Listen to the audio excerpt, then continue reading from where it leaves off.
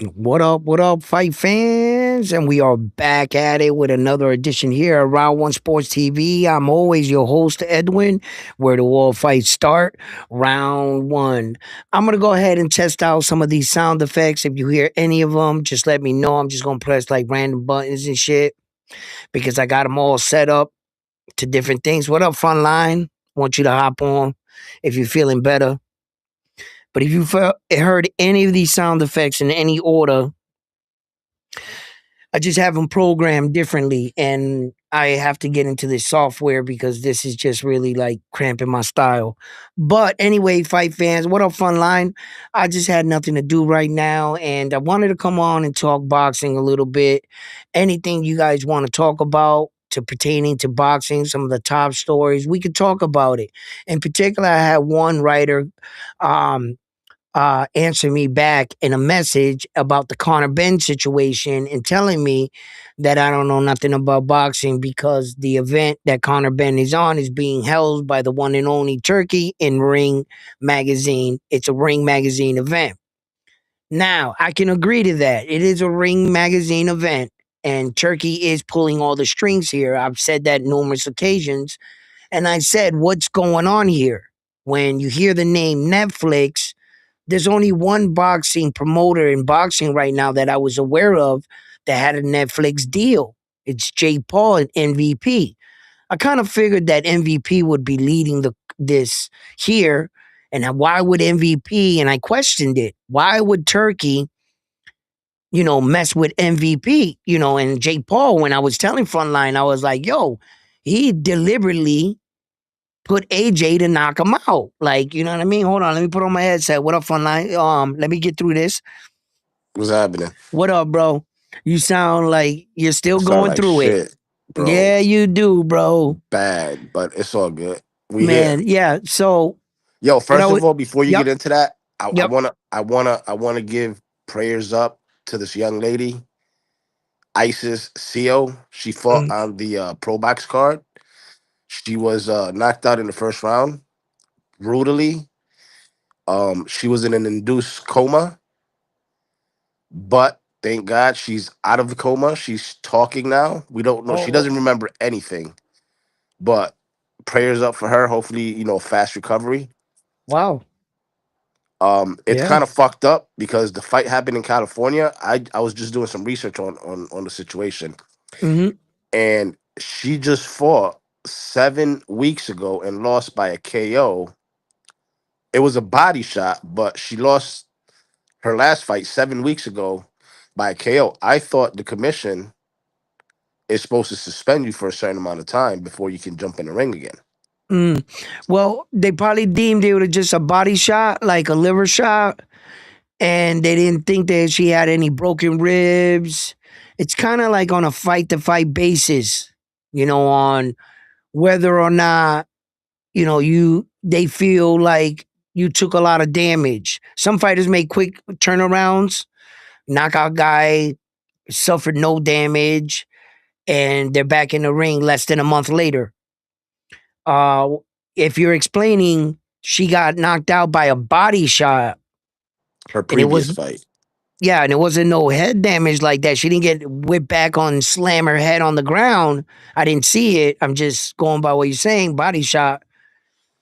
They approved her, and unfortunately, the young lady went into a coma. You say after the fight? She was in an induced coma for a couple Wow. days. I think it was a day and a half or two, Mm.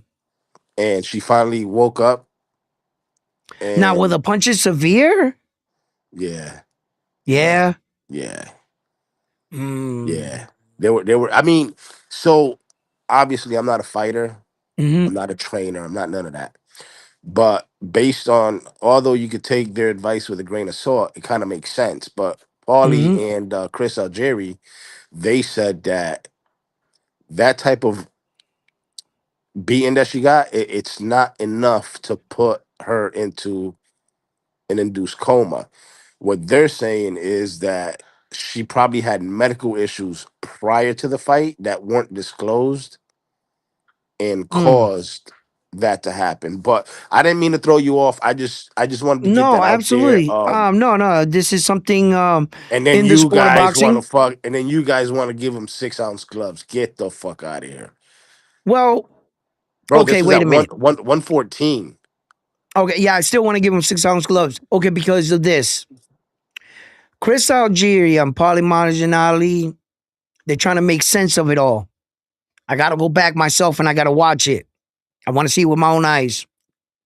For what I'm gathering, you have professional boxers that maybe came across a situation and said maybe she had suffered an injury, a head injury, and went into the fight, and the fight didn't help and caused that, right? Okay, that's hypothetical. Now, here's another scenario that I bring to the table. Not all two humans are built alike. Not all of us can take, I don't know what your punch count is. You don't know what mine is. No one knows what their punch count is. And somebody can go out tonight and experiment with drugs one time and die. And a Yeah, person that's can all it go 40 takes. years doing that same drug. Nothing happens to them. Every person is built different. We're not built, first of all, to take punches to the face. When our creator designed us, he didn't have in mind us punching each other in the face. That's why a lot of fighters suffer Alzheimer's, dementia after their career, because there's a price to pay for every punch. For every punch. When you hear the phrase, that guy's going to pay for that. When you hear the ring announcer say, Caleb Plant was going to pay for that ass whooping he took from David the Monster Benavidez. He's going to pay for that. Not now, later in life, that catches up to you. So I'm not sure. I can't come out and say that she didn't suffer an injury, and I can't say that she did. But what I can say is not all two humans are the same. She might have took a wrong punch and it caused that. And then people look at these injuries and they want to judge boxing as a whole. It's unfortunate it happens. It's unfortunate. I wish her a speedy recovery. Get well, honey. Uh, you might want to check out yourself further. I'm not making any accusations at all. I'm just bringing light to the situation, and that boxing is no more dangerous than any other sport. These athletes all around the world compete in different sports, and injury in these kind of situations can occur, as we can see all over through sports, anywhere. I saw a Buffalo Bill guy get smacked in the chest and go into cardiac arrest right on the field. I seen a basketball player dribbling down the court and pass right out and collapse right on a basketball court. I saw a baseball player get hit with a baseball and drop right there. Every sport, there's risk to what they're chasing. But as an athlete, I can say there's a lot of ways we can throw our lives away, walk outside, get hit by a bus. If injuries occur in the sport you love, at least you were chasing your dreams. So at least I can say to the men and women that have got injured in their beloved sport, they were chasing something they loved and enjoyed to do. So my condolences come out to her family. I wish her a speedy recovery. May you get your daughter back home the same way she entered the ring. Cognate, responsing, everything. Whether or not she makes the decision to step back in the square circle, well, that'll be on to her. So back to this Conor Benn thing. So when I was breaking down the situation with Conor Benn, and I was suggesting and trying to figure it out because there's a lot of holes in Conor Benn's story. And in in my line of work, we try to figure it out. Not that we're always right, right? But we're gonna try to figure it out. So we're gonna go ahead and do our due diligence, and we're gonna ask Google who's the lead promoter and why, if Ring Magazine owns this fight, and what is the breakdown with Conor Benn? Because we're trying to figure because he hasn't told us anything. He just keeps saying, "Watch Sufa. I'm gonna give $15 million." But that's all he says.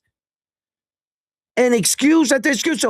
So some of these avenues, I could be wrong, you could be wrong, but we're figuring it out, right? Okay. So let's get down here and let's pop up on screen who the lead promoter, who to I asked the AI. I said, "Yo, AI, man, what's going on with this tire? Because we got to get to the bottom of this shit, right?" Okay, here we go. Let's go to the top up here. Here, let me blow this up. While you blow it up, shout out to Kermud. He said 100. I'm glad she made it out. I hope she sues. Bill Bull Rider says, "What's new? Round one, the front line." Heavy Chevy guy says, "Salute round one, sports talk." Bull Rider, old timers is a hell of an illness. Shout out to OC the boss in the building watching. He Oh, see, lurking. He lurking. I was lurking on it on the video with him and Johnny. I done spoke some shit, but they didn't answer back fast enough. They want to act crazy. You know what I'm saying, OC? So, Yo, shout out to OC. He just became a member, level pound for a pound. member, shout out to OC. And I was trying to get us some vibes popping, but y'all kept jibber jabbering, so I had hopped off. So thank you for tuning in. Hey, yo, Frontline, can you see the screen? Yeah, real little though. Hold on, let me see what it says. I can't pronounce this dude's name. It says Tyson Fury is scheduled to face. I'm gonna murder this guy's name. Tottenham? Tottenham? No, wait, where you at? I'm at the top. Holy And shit. we're Oh, hold on. Let me see if I can flip it sideways here. all right. Tyson Fury is scheduled to face Arslanip Arslanbek Makhmudov on Mm-hmm. Saturday, April 11th, 2026, at the Tottenham Hotspur Stadium in London. This heavyweight bout marks Fury's return to the ring after a brief retirement following consecutive losses to Alexander Usyk in 2024. Fight details. Date April 11th, 2026. Scroll down some, Edwin. Location, broadcaster. The event will be streamed live globally on Netflix. Tickets currently available through Ticketmaster. The matchup. Okay, hold on. Let's get right to it. Okay, let's see here. Tyson Fury motivation after none of that. Okay, right here. Right here. Is MVP from MVP promotion the Promotions, the lead head promoter promoter. in the Tyson Fury Netflix card? No. Then read from there. No, MVP is not the lead promoter for the Tyson Fury versus fight on Netflix. While MVP co-founded by Jake Paul, partnering with Netflix for the previous Paul vs. Tyson event, this specific April 11th, 2026 event is led by different entities. The primary promotional structure in this event includes lead promoter Spencer Brown of Brown. Goat Star Promotions. He's the official promoter for the show. He was recently approved for the British promoter license, specifically to head this event. Major partners. This event is being promoted under the Ring, associated with Turkey Al Sheikh, alongside Sella and TKO. Scroll down. No ring. Okay, Zuffa Boxing, Dana White. Go ahead. Yep. Other involved promoters: Sufa Boxing, Dana White, representing Conor Benn in the co-main event. Queensberry Promotions, Frank Warren, remains Fury's long-term official promoter, though they are not handling the on-ground operations for this specific ring event. Scroll down. That's it. Oh, that's it. So Uh Sufa Boxing, Dana White, representing Conor Ben, representing Conor Benn. Now we're getting somewhere. which means N- he's no longer with Eddie then, right? right. He's no longer with now. Now let's do what I was doing yesterday. Yo, You know OC what I'm wants to know if you saying? want that run back. Huh? Round Oh, one, you don't want that run back? you know I want that run back. I was on the show last night campaigning for our run back. You know what I'm saying? Oh, man, you was up there. They was calling you an old man. Not me, not this young guy. Listen, OG, you know what I'm saying? I accept. You know what I mean? I'm just someone said salute gentlemen, round one in the front line. But What up? Yo, so check it out, right? So yesterday we was talking about the Conor Ben shit, right? And I was saying to you guys, yo, is Jake Paul an MVP, the promoter, because they're the only ones I knew that had a Netflix deal. So when I saw Netflix, I went right to Jake Paul MVP. I was like, there's no other boxing promoter that got it, right? It's got to be them. And then me and you got in the discussion, and I was like, but why would Turkey fuck with? I knew it. I knew it. I knew Turkey wouldn't fuck with Jake Paul. I knew it. I said he put a hit on him. He hey, hates that OC, dude. OC wants you to drop the link real quick. All right, hold on. I'll be right with you, OC. So and then, so let me drop it. Jason Boom, put it Saludo, he in. said, what up, round one in the front line? Yep. So and then here, wait, there's the link. Hold on, let me paste it, and bam. So then I said to myself, I knew he wasn't gonna fuck with that dude.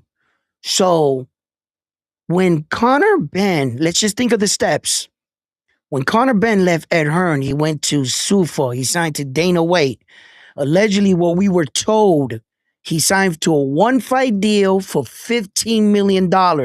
That's what we were fed. We're trying to get to the bottom of this. Then all of a sudden, the fight is announced that his fights will be taking place in London on the undercard of Tyson Fury. Then you think of who's Tyson Fury's promoter, Frank Warren. So Frank Warren and Queensberry, I'm sorry, they're not the leading promoters. Then all of a sudden, now we find out that Gold Star is the lead promoter, and he got, where they come from. I guess hired by Turkey. Okay, Well, it did say Gold Star just acquired the British licensing. licensing. So Yes. they're gonna be lead promoter. It said it on the Correct. top. Right, right.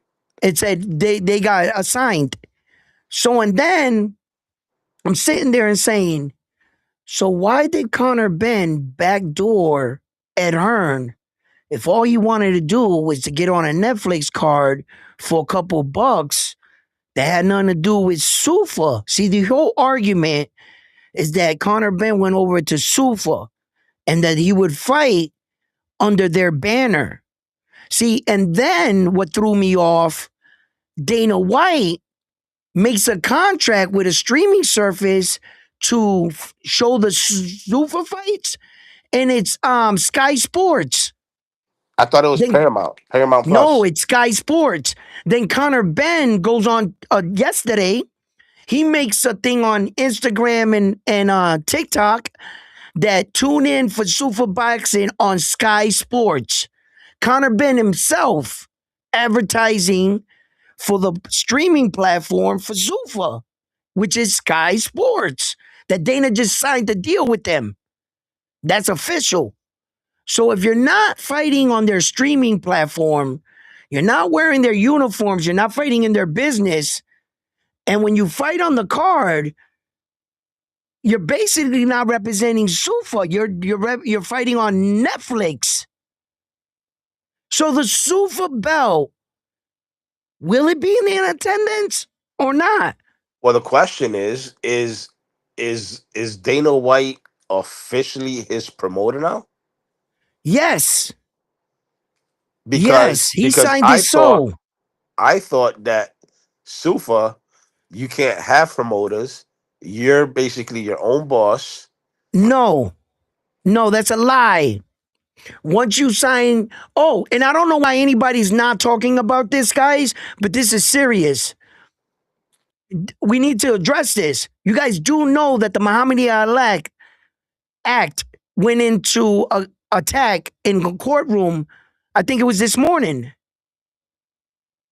They're gonna see if they're gonna do away with the Muhammad Ali Act and all of boxing. They were voting on it, hearing over the arguments. I think today or yesterday it started, but it was. I think it's today.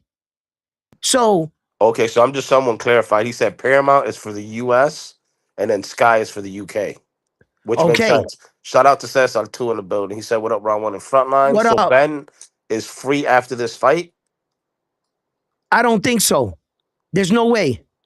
There's no way I paid for your services to pimp you out on someone else's platform where you're my next shiny new thing and we never showcased you on our platform. You were supposed to make a deal with us to fight for Sufa. The moment you fight for Netflix, that fight not be part of our deal. What are the particulars here? Because help me make this make sense. You Well, the sell question out, should be, Edwin. The question should be the contract that he signed, that Conor signed. Is it with Sufa or is it with TKO? And the reason why I asked that is because TKO is, I'm assuming, the parent company, if you will, right? and then Sufa is under TKO.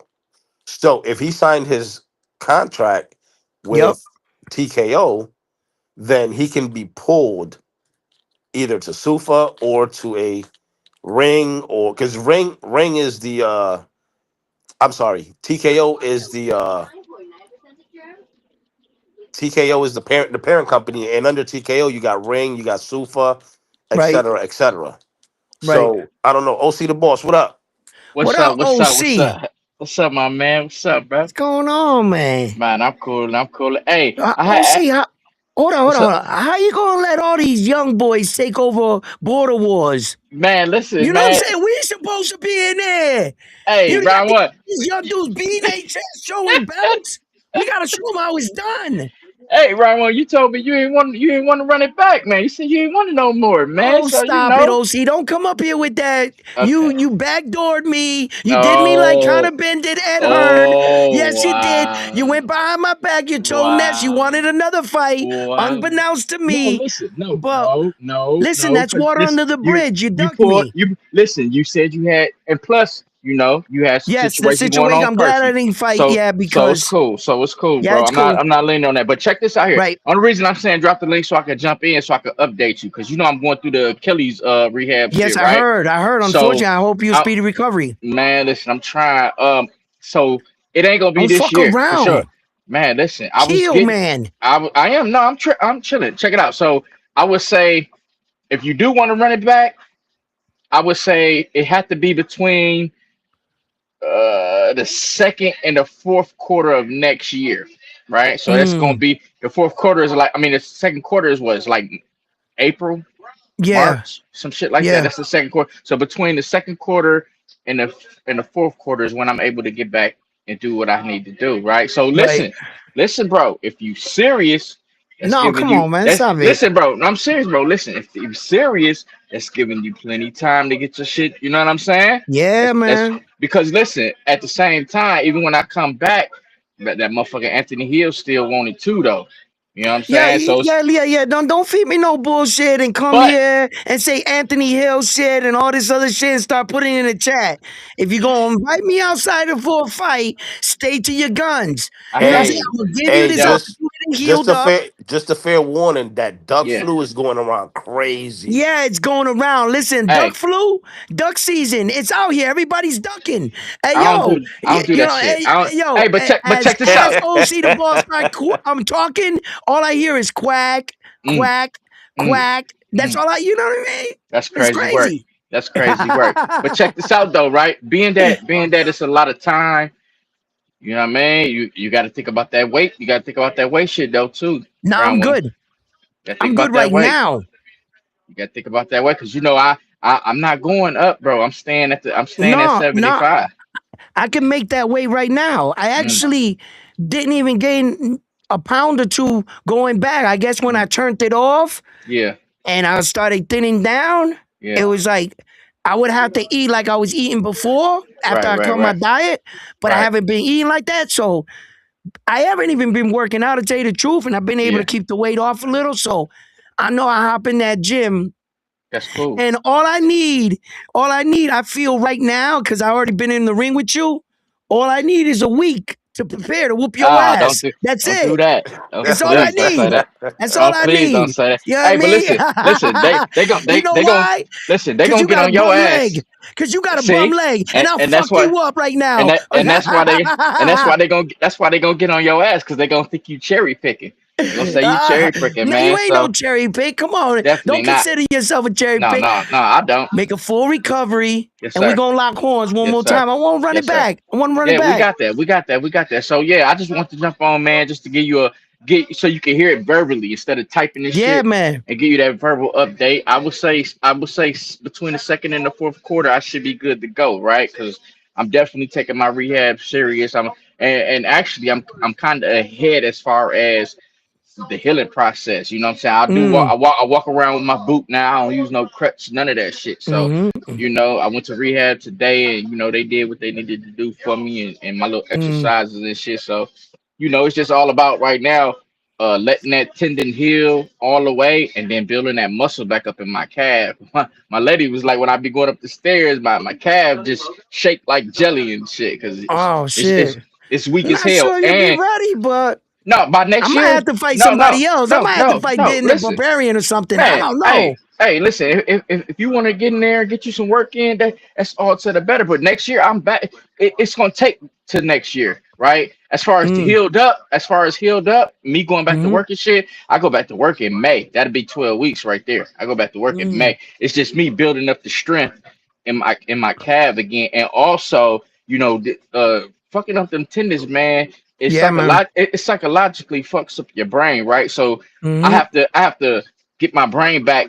Uh, uh, I had to get my brain back intact to say, okay, I can put strength on Yeah. this leg, on Take this it easy, calf, bro. bro. Cause listen, bro, Don't do no no, rushes, listen, brother. no, Don't I ain't rush rushing. nothing. I ain't rushing. Cause listen, check it out, man. This leg, the calf is so weak, bro. I can stand up without the boot on, but in my mind, I'm scared to take a Yeah. step because I'm like, damn, I don't know if I can handle it. I don't know if I can. And I was doing research upon that shit, and that's a real thing, bro. Like Yeah. you got to get your mind back intact. Like, okay, I can handle Yeah. this weight. I can handle this weight. Nah, I don't want to hear no excuses when I whoop your Nah, ass. I don't want to hear I had leg nah, thing, I had hemorrhoids. You know what no, I'm saying? So I don't want to hear shit.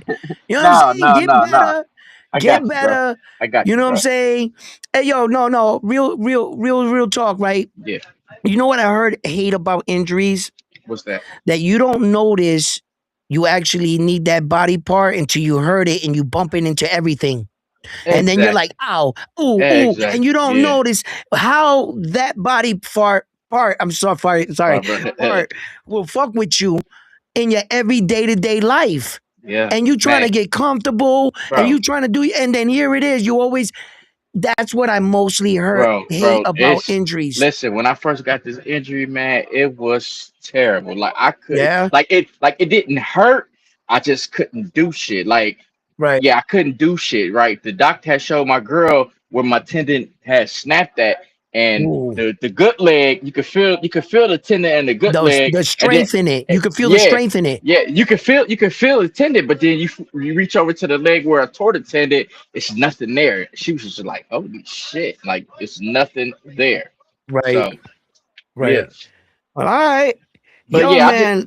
I just jumped on, man, to tap in with you, man. Listen, if you gonna get you some shakeouts, man, so shit, might as well beat up on Darian the Barbarian and everybody else Yeah. beating him up.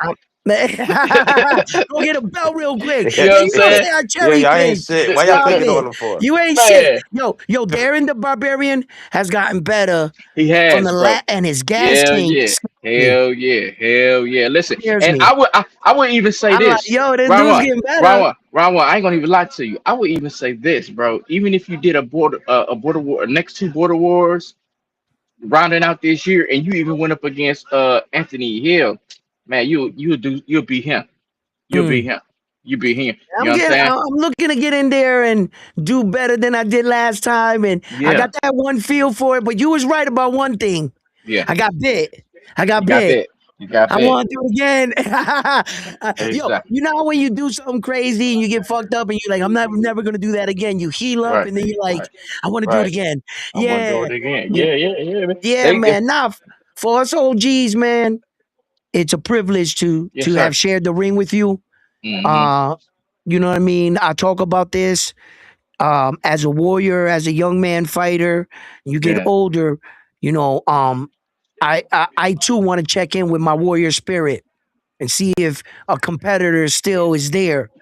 And I Right. think that we still can compete. Right. And I don't think it's right that these young boys was over there smacking belts Man. around when us, you know what I'm saying? Man. Yo, we gotta show them how it's done. You know what I'm saying?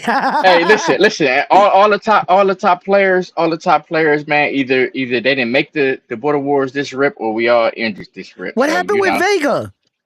Vega was in a car accident. So Really? I don't know, I don't know the extent of it, but I guess you know how that shit go later on down the line. Your muscles in your back start hurting and shit Yeah, like yeah. that. All So right.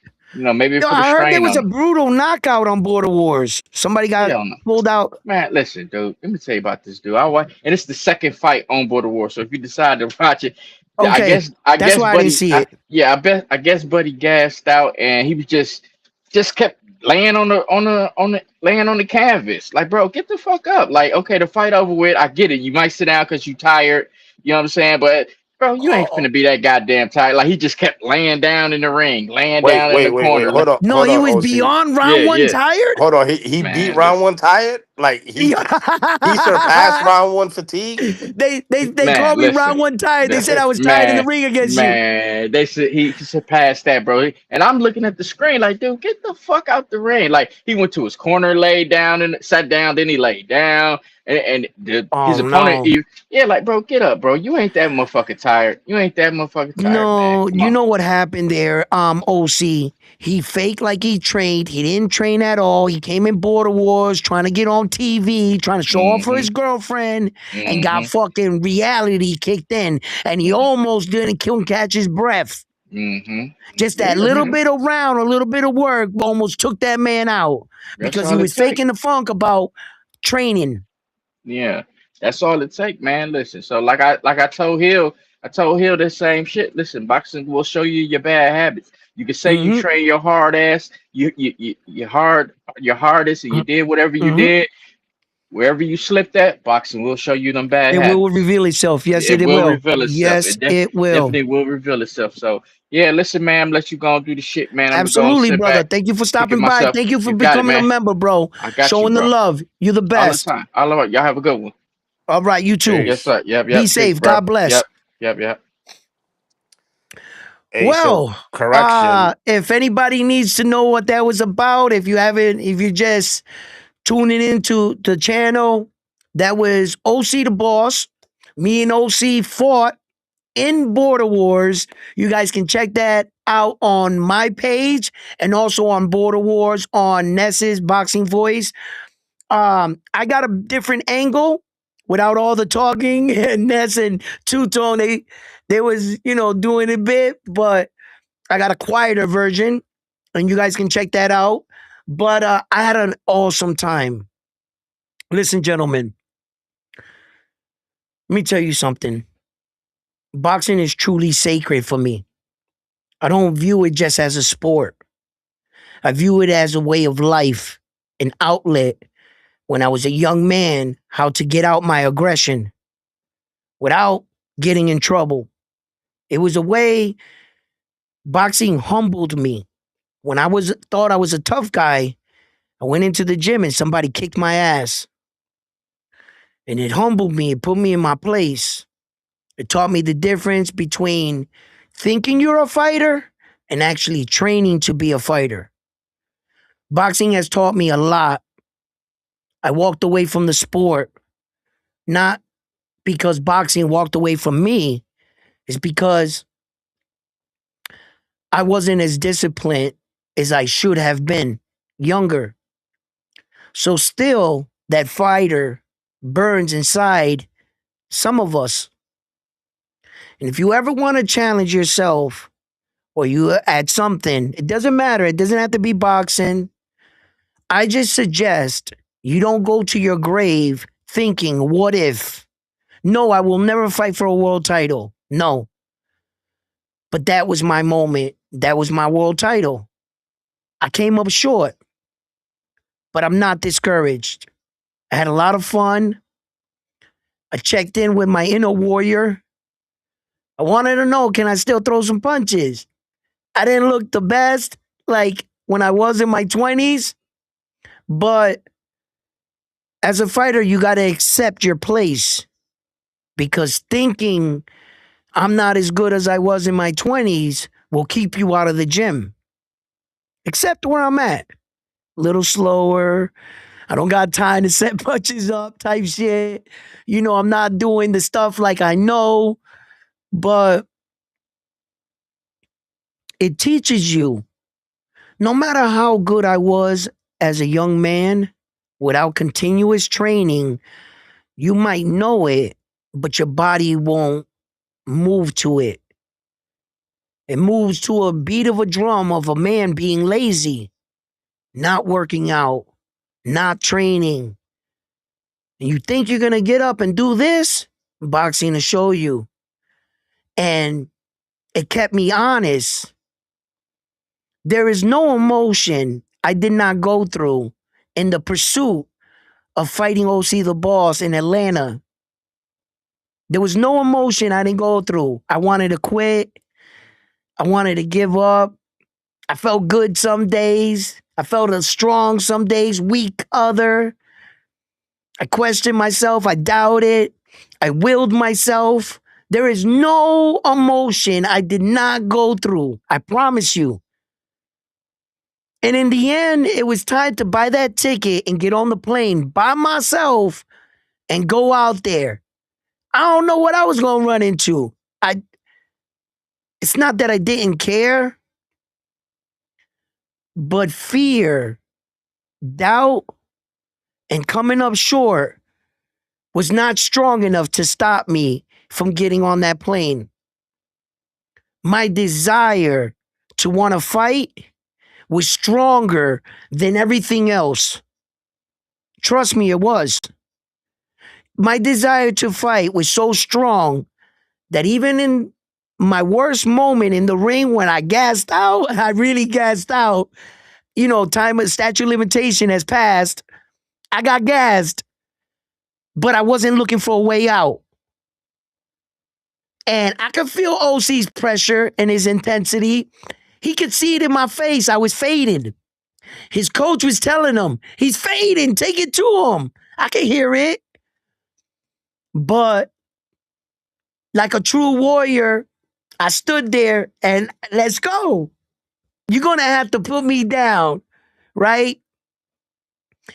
And Ocean C didn't show me no slack. I even lost my wedding ring in the ring, and he punched me in the face for looking down. Hey, Edwin, protect yourself at all time. Lesson learned. Thank you for teaching me, reminding me of that lesson, OC. Okay. Right? Everything. I don't regret none of it. And shout out to OC, man, for being that dude, man, and showing up and giving an old fighter a fight. Win, lose, I wanted to win. I'm not going to lie. I'm not going to sugarcoat this shit. I wanted to win, right? It's in my name, Ed Win. That's what I do. You know what I'm saying? Right? But the honor was there. Even in defeat, I'm the only person that showed enough class and enough respect for his opponent, no matter the outcome, that once they announced him the winner, I took the belt out of the lady's hand and I put it around his waist. No one else did that. And I showed respect. And through that, I was already thinking, right there when I was putting the belt on his waist, I was already thinking, real talk, rematch. Real talk. I was rematch, motherfucker. Like, yo, because the competitor. I didn't want to accept that loss. I didn't feel like I lost, but okay, I lost. I lost. But OC the boss, man, don't cut no corners. Don't do me no favors. Don't rush to get into shape, because I feel this time it really doesn't matter what you do. It really doesn't. I'm gonna whoop your ass. So listen, my man OC, enough shit talking. Yo, front line. What up? What up, So baby? Richard says, "Saludos, caballero de Round One Sport.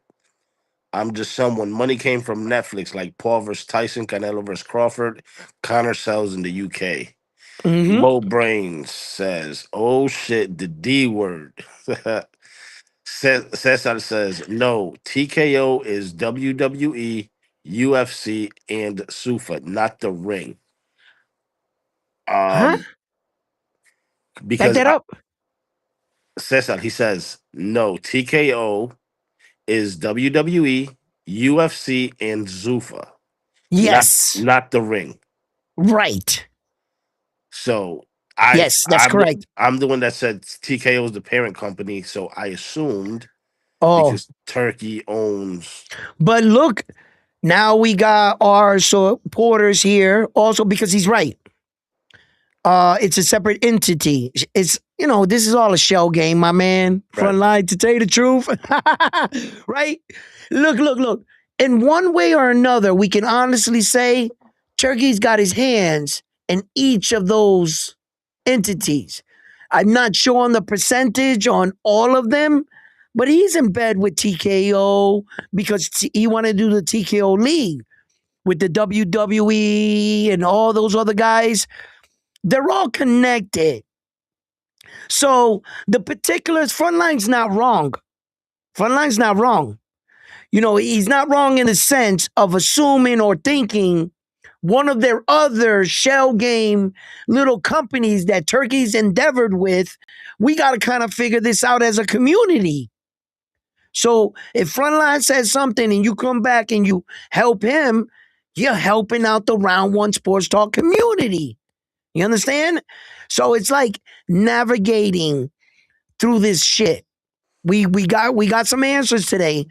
We know that Ring is the one pulling the strings no matter what. right, And we know one thing. Conor Benn is not fighting on Sky Sports no matter what. We know another thing. He will not be fighting in the UFC basement where all the super cards have been held with their uniforms on. So we learned that. He's going to be fighting in London in a Netflix co-promoted deal. However it comes out, we're trying to figure it out here. But we do know something. We know this. Why would you pay Conor Benn $15 million to officially sign to Zuffa? He signed to Zuffa with Dana White, not TKO, not none of these other Ring or Ed Hearn Matchroom. He didn't sign in none of that shit. He signed specifically to Dana White and the Zuffa. So I was just wondering if you were going to backdoor a longtime friend in Ed Hearn, that literally, Ed Hearn didn't have to tell us this. He didn't have to tell us that he was there for you in the middle of the night, called dad and got a couple strings pulled and got you out of a couple situations, Conor. He was more than just your promoter. And if you're going to sever that kind of tie, we're trying to figure out, was it really worth it? And does all this make sense? That's all I was bringing to the table. This does not, what we're being told he signed to Sufo, one fight deal, $15 million. He's fighting Regis Progress. And the world kind of like, okay. And I was like, you guys don't see something wrong here? Because and then his fight is announced in London under Netflix. There's a lot of moving parts here. You got Frank Warren and Queensbridge, Gold Star. You got Ring magazine leading it, but giving the promotional rights to Ghost Star. There's a lot of moving parts. And navigating our way through everything and seeing that what's up with these Sufa dudes? What's really going on over there? How are they doing this? You know what I mean? What I'm trying to figure out. You see, you don't make a move like this if you don't got a plan. Yo, could that 15 million be a bonus? No. And broken down though, broken down, meaning Oh, meaning well, you put it that way. I mean, $15 million between 3 fights, three, four, broken. 5 fights. Yeah, well, 4 or 5 fight deals. Those are not. Those are like mythical now. Well, Uh, well, when no you're one signing to signs a a fight deal more than 3 fights. I haven't heard of a contract of anybody signing well, something like that we're, since we're the talking about we're '90s. talking about Dana White here. Oh, Dana White's a slave master, right? Exactly, exactly. Jose de We got Leon, he 9 says. fights. Jose de Leon says, what's Virgil gonna do now that Golden Boy got an extension with the zone? Mo Brain says Virgil is gonna fight Fundura if Fundura wins, likely for the ring belt on a turkey card. He also says Virgil and Oscar are gonna kiss and make up real quick. Richard says Edwin, quisiera saber si Sander Saya va a pelear con Ennis. Bueno, bueno, mira. All right, let's talk He want about this. if he's gonna fight. And I know they're in negotiations supposedly. Mira, Bori. Check this out, right? Unos panas míos me estaban hablando, me estaban diciendo que, ah, tú sabes, el boxeo le está tirando mucho a los boricuas. Y yo le dije a él, eso no es la verdad. Ellos le están tirando a los boricuas porque ellos creen que Xander es comida. Ellos creen que todavía él está verde, que él tiene 2 correas y todo el mundo lo quiere atacar a él. Y me dicen, pero él boricua. Yo digo, pues anyway, mira Rondo. Él no es boricua y todo el mundo lo está atacando. Devin Haney quiere pelear con él. Tio quiere pelear con Ryan, quiere pelear con él.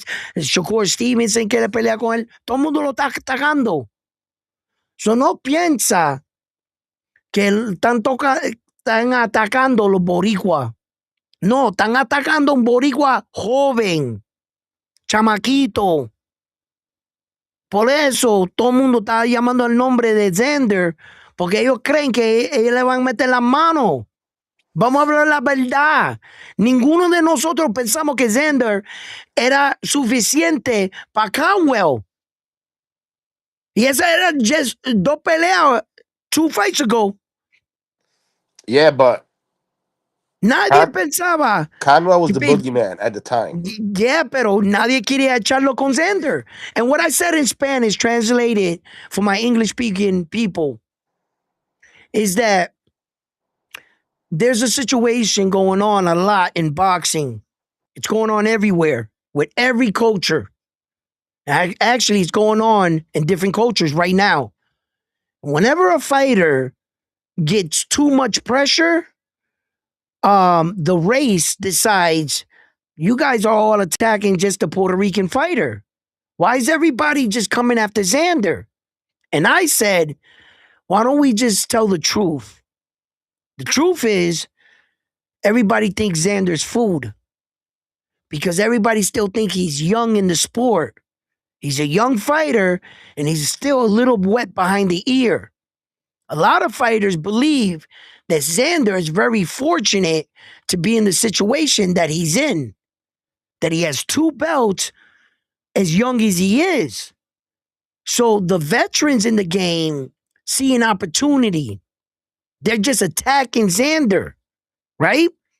So now some people are taking it personal. It's too much chatter with Jerome Boots in his name. It's coming up. And now people are taking it distasteful because the Puerto Ricans are getting attacked all over social media. And it feels that way. It really does feel that way. But I step back and I recognize what's really happening. Xander's young. He's very fortunate to be where he's at. He's a skilled fighter, and these guys think they can beat him. That's all that's going on. And the flip side to that coin, right now, all over social media, Keyshawn Davis in the black community of boxing, he's being singled out, and they're saying all he wants to do is fight young black American fighters. Why don't you fight Latin fighters? Keyshawn Davis. Ironically, I don't know where this is coming from. When his last fight was Jermaine Ortiz, a Puerto Rican Dominican fighter, which is really crazy. But this story has catch like wildfire. And Keyshawn is being looked at by the brothers right now as like a guy that's just fighting his own. Keyshawn Davis, they're saying, why don't you fight Mexican fighters? Why don't you do this? So even he's getting scrutiny by his own people. And remember the time, at the exact same time, two fighters were accusing Top Rank of being racist. Remember that? Who were the two fighters? Terrence Crawford and Teofimo Lopez. Terrence Crawford was saying, you don't help none of the black fighters. You only help the Latin fighters. And Tio was saying, you don't help none of the Latin fighters. You only help the black fighters. At the exact same era. Against the same man. Go figure. Well, Edwin, real quick, I want to address Yep. Taylor Walker. He just said, "I believe champions should fight all comers, and that's not. And if that's not the case, then you're just holding up the belts and not being champion." Well, Agreed. Zan Well, is yes, there's a yeah. rule to that. I agree. I agree with that statement. I do, to a degree. To The a reason degree. why do I say to a degree? Because Xander right now is looking to fight Kelly for another unification fight. He's He's only chasing also champions. he also wants to fight the winner of Fundura versus One Time. And you do remember when Xander cornered in Fundora for face to face, and Gabriella was the one that said no. When he went to the fight, Xander, and cornered him in to challenge Sebastian back then for a fight that Sebastian vacated his belt to avoid fighting Xander to fight Tim Tszyu, and Xander fought for the vacated belt that Sebastian Fundora vacated for him to compete for. Right. And then the other thing Okay, is, answer this. If it's a title defense, then I mean, if it's a defense, then yes, they have to take on all comers. That's where I agree with it. yes. But if Now the here's the champion problem. is looking for a unification, a real A boxing fan unification trumps a trumps mandatory. that. Now that being said, in all honesty, and I'm not taking shots at nobody, Yep. but let's just say right now, they were to set the fight up. What does Boots bring to the table for Zayas? Nothing but a name Exactly. and danger and And being danger. dangerous. Correct. Yes. Now, Giving him opportunity for turning Jerome Butsenis into a unified world champion without having to get the belts. I mean, work to get him like Xander did. and the flip side to this, now we're using scenarios here, but let's just go through one scenario. If Zayas beats Boots, what's the boxing community gonna say? Oh, Boots ain't never fight nobody. They're gonna come up with a million I and just one lied on Crawford? excuses. Oh yeah, I was gonna get to that one. He said you just lied on How? Crawford. I don't know. You was talking about Keisha, not Crawford, but whatever. Well, Um, no. I brought up Terrence Crawford for something. I said there was two guys, Terrence Crawford and somebody else for something. What was the point I was making? What did I lie about? I have no clue. Back, no, wait, back, yo, no, oh boy. Can you remind me what happened with Terrence Crawford? Where did I lie on Terrence Crawford round one? Come on, help me That out. was cut creator. Cut creator, what happened? Show me, tell me. Or Let read me the rest of the chats. Go ahead. All right, let me go back here. Turkey waits for nobody, especially if he's paying good, says Craig. They're talking about Virgil ducking and all that shit. Credit to Xander for taking that fight, says Captain. Boots for Zayas will be like Hearns versus Benitez. Close, but Zayas don't have enough artillery to get the win. Cut Creator, okay, you read that one. You just lied on Terrence. Show me when Buffett, Terrence Buffett ever said Top Rank helps the Latino fighters and not blacks. Boots could be fighting Zayas for 3 belts if he don't let Kelly do his work and beat Bakram. Canelo Alvarez is the face of boxing, says Dwayne. Shout out to Dwayne. If Xander Zayas fights Ennis, I'm going to Xander winning the fight. I got Xander winning the fight, says Richard. Craig, unification is better with Kelly. Facts. Here goes Gallo. Gallo's talking shit. Why y'all scared? Ain't nobody scared, Pop. Bring them. What what you mean? Yo, hey, yo, frontline. Hey, yo, check Gallo's pockets. Pat him down when he came in round one sports shop. No, I don't trust him. Tell your man stop moving around back there. Take your hands out your pockets, bro. Hey, yo, be cool. Be cool. Yo. Zayas can fight any of the WBO contenders too. Boots isn't special. Why should he cut the line? Well, he is the interim. You said Terrence. Wait. You said Terrence Crawford said Said top Top Rank only rank helps only Latino helps fighters and Latin doesn't fighters help and black don't fighters. help black fighters. That was when you lied. Stop. Whoa. Whoa. Whoa. Bring this asshole. I'm not gonna call you. I'm not gonna call you out your name. I apologize for that. Did you just say that Terrence Crawford never said on receipts on social media publicly that Bob Arum helps Latin fighters and not black fighters? Did you just accuse me of making that up? Clear that up right now before I snap. Right?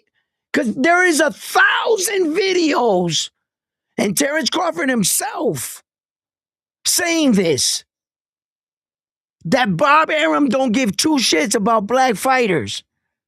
Damn it. He took Bob Arum actually to court on the racist things and brought up videos and moments where Bob Arum was speaking out of line.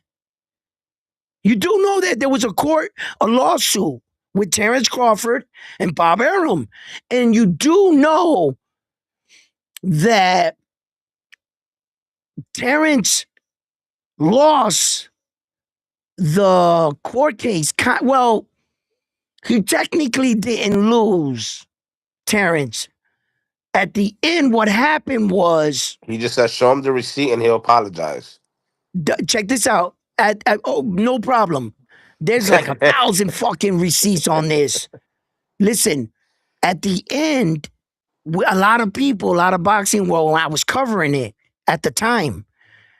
And I was telling we all thought, we were all talking about this, that we thought that Terrence Crawford had Bob Arum in a corner and that, he was gonna win this. It was looking like he was gonna win at one time. Then out of nowhere, I remember I was on Blue Bloods.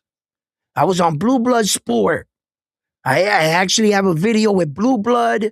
It was me, Blue Blood, a couple dudes. We was talking about it. And I was on a live with them. And he turns around, Terrence Crawford, and they gave him 30 days to appeal to the decision they had rendered from Bob Arum. And this is where the only thing I'm confused on. This is what I would have to actually look up. Because I think me and Blue got into an argument about this over the time frame. I'm under the impression that Terrence Crawford's contract ended when he went into the lawsuit with Top Rank and Bob Arum. He was a free agent. He had that fight where his gloves and the foam had popped out. He was wearing the Everglass. They were green and red against that Russian dude, Terrence Crawford. That was the fight that he was kind of free to do. But then After everything was said and done, after he said everything about Bob Arum said everything about him, they went to court. He re-signed with Top Rank, Terrence Crawford. Now that right there in the story is where if you would have talked and said something about that, that's where my argument is to this day.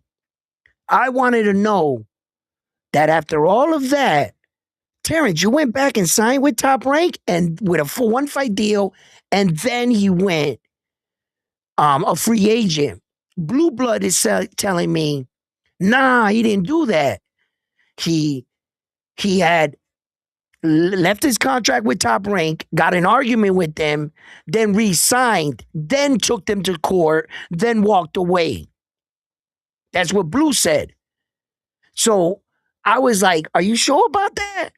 Like, is that the order that it went? Because that was like the furry part. But the most shocking thing that everybody in the boxing world agreed to was why did Terrence Crawford walk away from his lawsuit? He dropped it. Like, the only way Bill Haney dropped his lawsuit against Ryan Garcia is because Turkey basically bent his arm and made him a promise. He said, you dropped the lawsuit. You guys fight in New York City. Devin Haney fights Jose, and Ryan Garcia fights Rolly. And you drop the lawsuit, and after you two win, we're going to put on the fight. But Ryan lost. So Devin and Bill dropped the lawsuit to get the agreement to fight Ryan to a fight they never got. But they still dropped the lawsuit because they didn't know Ryan was going to lose. See what I'm saying? So when that shit came out with Terrence Crawford accusing Bob Arum of being a racist, that was in all over boxing, all over the boxing world. And then Tio, out of his own mouth, we heard it, he blatantly at a Ed Hearn, the Zone show, remember when they had to take the mic out of his hand because Tio was talking a little too much? Y'all remember that shit? And Tio said, Bob Arum looks out for black fighters and don't care for Latin fighters. And I was like, but everybody took that with a grain of salt because by that time, Tio said more outlandish shit than that. So when he said that about Bob Arum, everybody was like, eh. And kind of like the little boy that cries wolf, Tio. That's why I don't think nobody really put any stock behind that. You know, because at the same fucking time, Bob Arum's over here showing Navarrete, like a lot of Latin fighters, mad love. So what Tio was saying wasn't adding up. And they were feeling like at the time that Tio was at the end of his contract and they was trying to sell him out to Subriel Matias for $4 million. And that allegedly during that time, he was supposed to fight Subriel Matias and he backed out of negotiations in October to fight Tio. And he ended up fighting Jose, but it ended up being a smart move for Tio because he got a lot more money for that fight rather than the $4 million for Subriel. But Bob Arum was trying to cash out on him because Tio was talking too much shit. They was getting tired of his shit. And then Tio went and did some dumb shit. Y'all remember this shit, right? Tio went and didn't make no sense over social media. He claimed he wanted out of his Top Rank contract. He wanted out. So he said, if I fight a title fight, Top Rank will renegotiate a five deal. No, it automatically extends his contract. It extends it by 5 fights, but they're negotiated 5 fights, you know, like that. So if you bring Top Rank a belt, you got to bring him a belt back. Okay, that's the only way that works. That bonus in the contract. So by fighting Subriel Matias wasn't a champion. So Tio was getting everything he asked for Out of the Top Rank contract, Teal's not a champ. I mean, Subriel's not a champion, and the biggest payday you ever received, $4 million. At that point, Teal got everything he was asking for. Why would Teal double back, agree to fight Arnold Barboza, which at the time was the WBO interim that he beat Jack Catterall for? So by a unification, fighting the interim champion, that's a title fight. You get your contract back with the Top Rank. So everything that Tio was campaigning for, he did the opposite. He did the opposite to everything he wanted. So it left a lot of us scratching our heads going, what the fuck is Tio doing? What is he doing? But as you can see, Tio turned into that character that, I'm not saying that Tio's a low fighter or anything because I like him. He's good for the sport. But I don't take everything he says out of his mouth serious. He said a lot of things about Puerto Rican fighters, and I'll never forget that. But as my job as being a reporter, I don't take it personal. I still will cheer for Tio. I don't like him. I don't like his antics. I don't like what he says out of his mouth. But that has nothing to do with the sport of boxing and the sweet science. I don't let his antics. If you guys want to crucify him, crucify him. Have at it. Go ahead. You guys are fans. All right, fuck I Tio. need all these boxers. Go ahead, frontline. Let me see. Let's get that Terrence Crawford shit. Go ahead, read those. Go ahead. Golden Boy had a whole court process to not fight Boots, says Jason. Terrence Crawford sued him because he did not give him the Spence fight. That's what Cut Creator says. Craig says Virgil down bad. Jose says Virgil versus Xander, Mexico versus Puerto Rico it's bigger than one of them versus Boots. Facts. Okay, you said you're confused, so we can agree to disagree, says Cut Creator. Boots for Xanders in NYC would be real big. Cut Creator says, no, your timeline is all mixed up, but don't worry about it. Laughing emoji. No, I said no. I know where you're gonna go with this, Cut Creator. Don't do that to me, because if you rewind the tape, I said in the same era. Don't do that. He said after Because the I was last fight with Top Rank, he fought on Black Prime, and nobody knows for sure if he dropped that lawsuit. And no. then Well, he said you got well, Crawford mixed up with Devin Haney and Ryan Garcia. no. And then No. wait, and then he says, I just need one tweet with Crawford says Bob was a racist. All right. You're right about Teal, but you're wrong about Crawford. No, He that's what fought was going Barbosa on. because it was turkey money. Shakur Turkey over wasn't involved back then. when he fought Barbosa, yes, he was. No. With Teal, not with Terrence Crawford. No, Yeah, Turkey wasn't around back then. Yeah. Okay, go ahead. Keep reading. I got to get this stuff for you. Go ahead. Keep reading. no, that's it. Oh, that's it? Damn, man. Didn't give me much time to search, bro. No, go ahead. Hey, so while you search that, you heard about possible negotiations right now with Floyd Schofield and Abdullah Mason. I heard about that. Then I heard the social media pushing Keyshawn Davis versus Abdullah Mason. And they were bringing back those little, debates on the stage when he says something to Abdullah when he lost his belt that day. So, look, whether or not that's true, Abdullah Mason's about to do something Keyshawn Davis never did. He's about to try to defend his belt. Yep. Keyshawn Davis didn't even make it past the scale.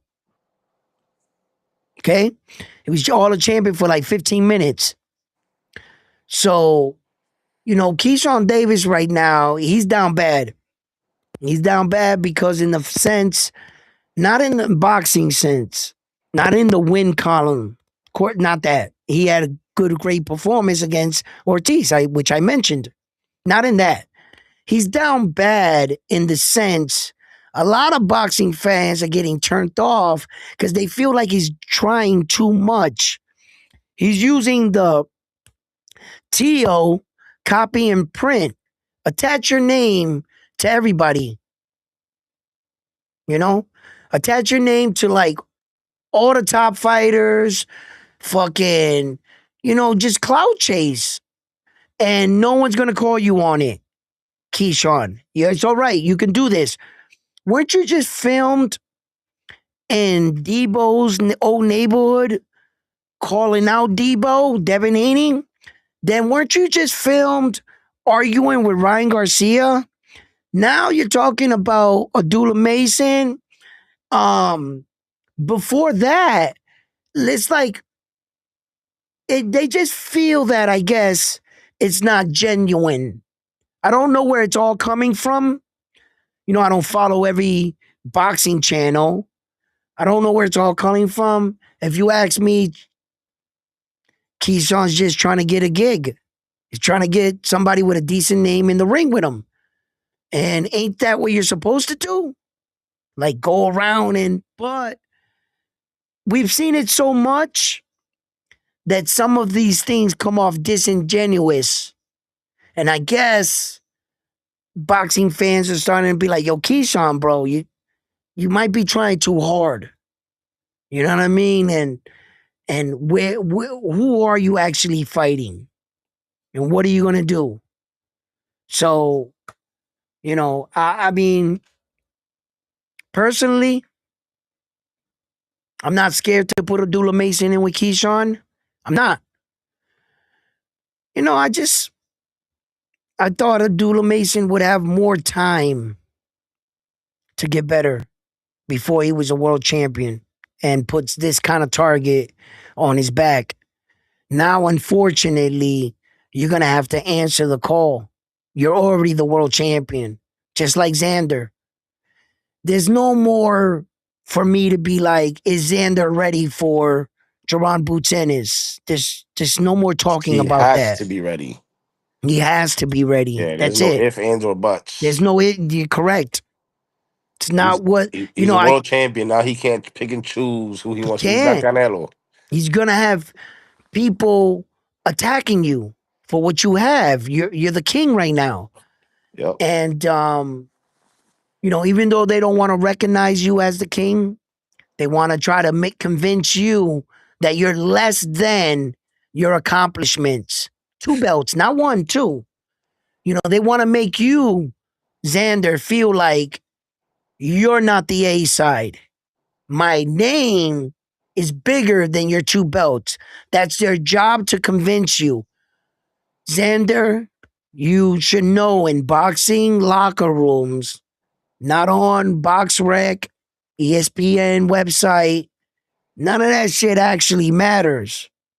Those are just a bunch of guys that watch the sport that have a big influence. I gotta admit, worldwide leading in sports, ESPN, they're a monster platform. So pretty much what they put out is what it is.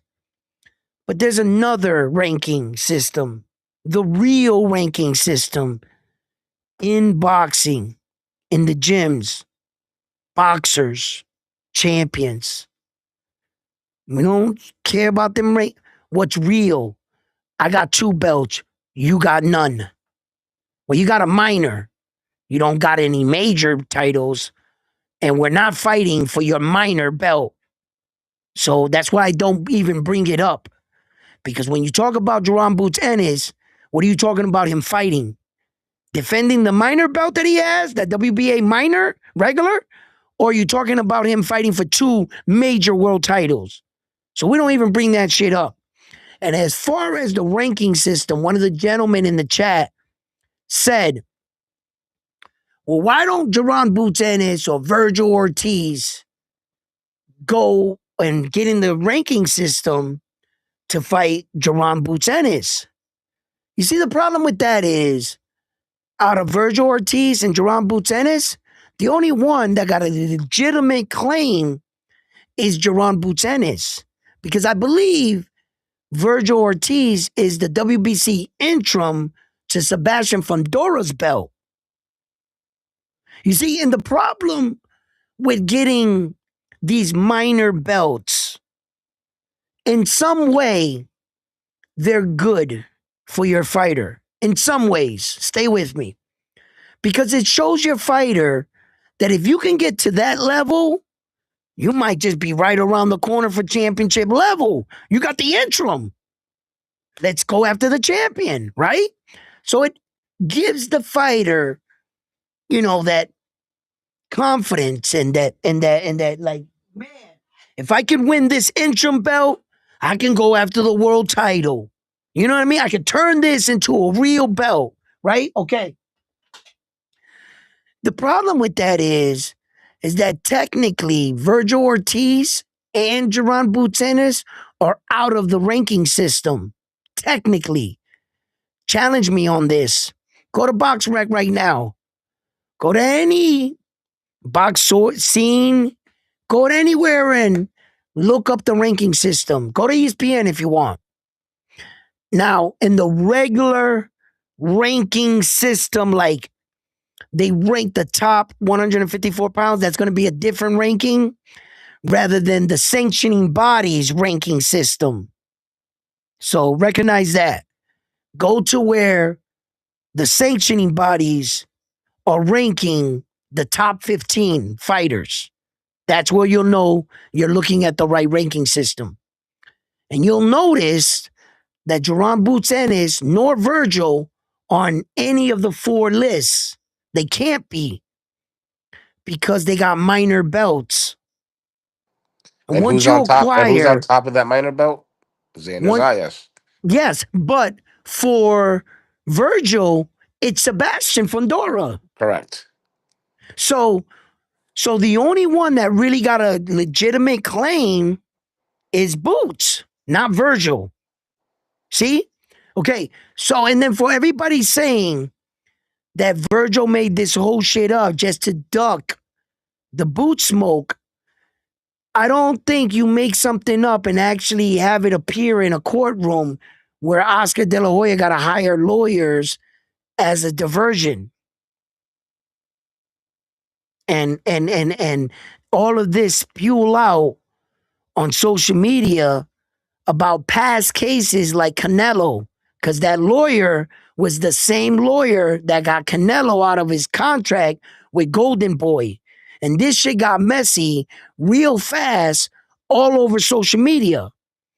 And if Golden Boy wanted out of a fight, all the tricks that he's always pulled off to get a fighter out of a fight, promoter tricks, the gimmicks, he would have just used one of those. For the first time in Oscar's promoting history, he said, Eureka moment. Let's make up a whole courtroom thing. You sue me, I sue you. We have to get up in the morning at 9:00, appear in a real courtroom, and we're going to drag it all the way out to there because that sounds like the way we're going to duck Jerron Boots Ennis. I don't think that happened. I think Virgil's team, his lawyer, was legitimately trying to get out of this fight. I think there was a situation where Virgil felt like he was entitled to more of the profit. And at that point, he didn't trust Golden Boy, maybe? I guess. Well, according to Um, Oscar, it's his manager that's causing these issues, not yes, Virgil. according to, but okay. All right. Let's address what Oscar said because he did say it. Okay. So, yeah. But if you let Oscar tell you the story, he's going to tell you, what on his side, whatever. I'm pretty sure that it's back and forth on both ends here, right? I don't think neither of these guys are fucking choir boys, right? So whatever it is, let's not sit here and speculate anymore because when I do that, I get myself in trouble. Apparently, I can't I can't never have an opinion of my own because and then it's round one, you're talking shit. Or you're saying something wrong about this. And I'm like, hold up, like, you know, I I I I I have a brain and sometimes I want to figure some things out, but when I start my conversation, I'm not saying that this shit is fact. I'm just having a conversation with you. And if you know something, help me out. Bring it to me. And get up here and let the world know. Because as a boxing community, my job is to set a good example for all of us, but at the same time, have a strong community. If I'm wrong in something, help me the fuck out, bro. I didn't go to school for journalism. I'm self taught. I don't got a college degree. I don't, you know what I mean? And I don't claim to know it all. But we want to keep the sport alive and we want to keep boxing at a higher standard and keep the integrity of our sport, of our beloved sport. But most important, to not let them kill our championships. If they can't go to the NFL and tear down the Vince Lombardi trophy, then don't come here trying to tear down our trophies. All our legends wore these titles in one way or another, whoever you like. We've gone too far to start over now like this and just turn our backs on the organizations that were at least strong enough to make these belts up to give us a purpose of who's champion. What does this belt say? It represents your hard work.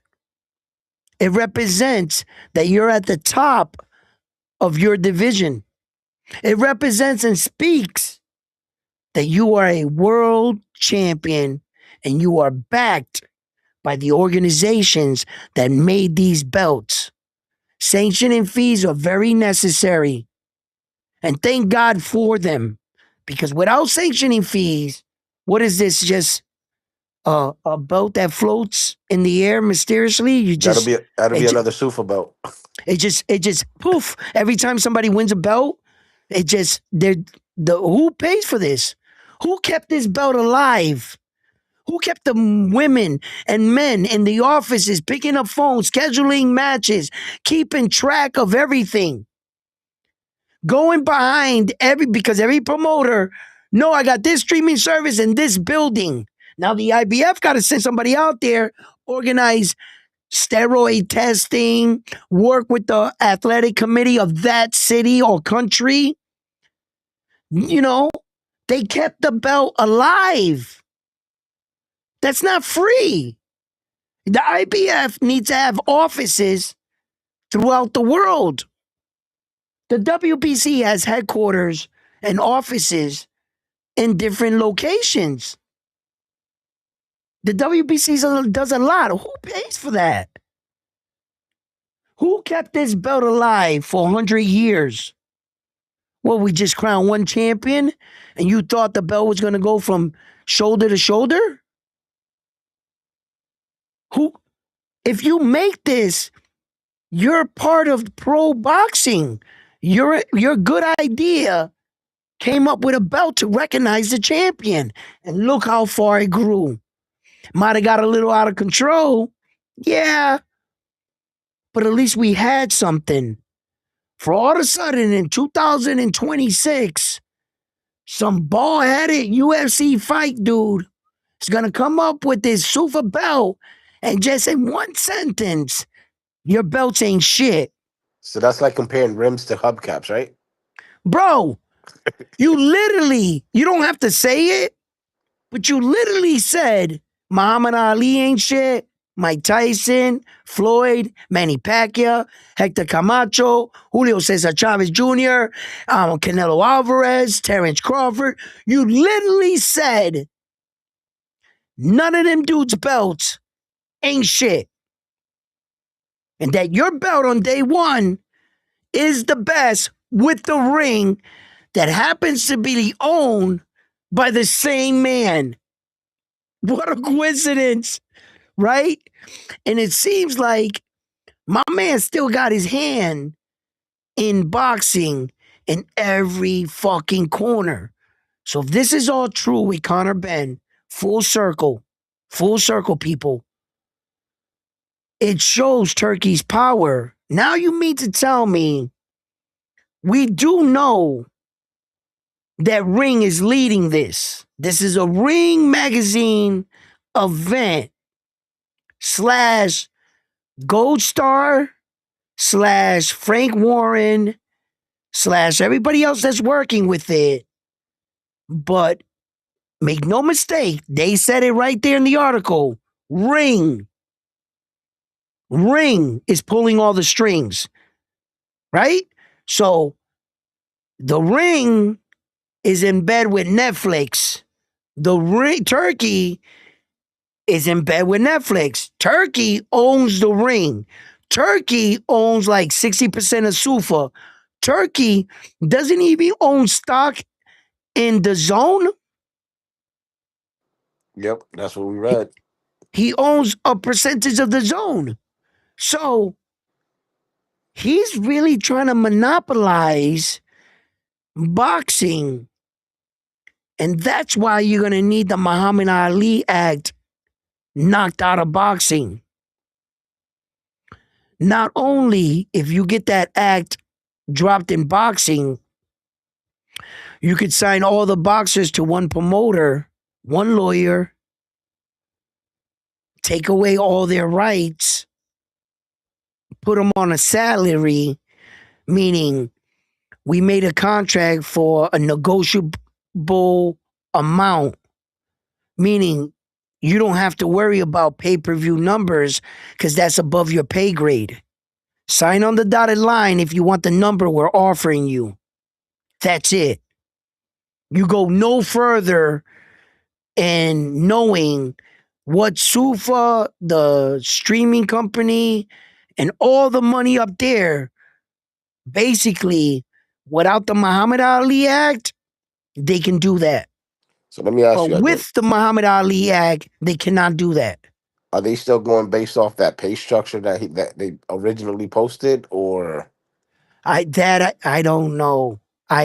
Remember when they, because remember, this is everything we're talking. We're breaking down what's really going on here. This is yo? what Shout this out is to all Boogie in the about. building. Shout out to Boogie. What up, my man? So check it out, right? Remember when he came out and he put like, what was it? 600,000 if you're like the champion, Yeah, 450 like if you win the yeah, belt. 300, 100, and then Some every yeah, it fighter was got like like help me with the numbers. I'm $25,000, some I'm not shit like sure that. what right. So that's what he said. But didn't Dana White say a whole bunch of shit? Yeah, let And me see if I can pull it up. he say that Jayo Pataya was gonna be undisputed for Zufa? And now that he signed the contract, he realized now I'm signed into this contract for whatever the fights are, and he's not going to be undisputed as long as he's with Sufa. So, they lied to a lot of fighters. They said they were going to do a lot of things. They said that this was going to be the pay structure. Then all of a sudden, Conor Benn signs for $50 million, according to what they're telling us, for one fight. I find that hard to believe, but so how, a lot of things that Sufa has said or claimed haven't been adding up. How are you going to buy Conor Benn for Sufa? Dana White is it said it right on the fucking article that Dana White is still the promoter of Conor Benn. So why am I going to buy you not to put you on my product or my streaming? You're supposed to be helping out my company. That's what I acquired your services for. Hey, check this out, Edwin. This is what I just pulled up. Yeah. So it says Oh, yeah. The thing. Go ahead. It says everything they make while fighting under the Sufa banner, they must sign a 3 fight contract with Sufa. Must. Yeah, 6 round fights. They pay out 10,000 purse, and then an extra 5K win bonus and a 4K promotional bonus. Potential to make 19,000. And then if the fight of the night, 50K bonus less TV Paramount plus other perks. 8 rounders get 15K, 5K, 4K. 10 rounders get 20K, 5K, 4K. So it's not adding up the way they're making it seem.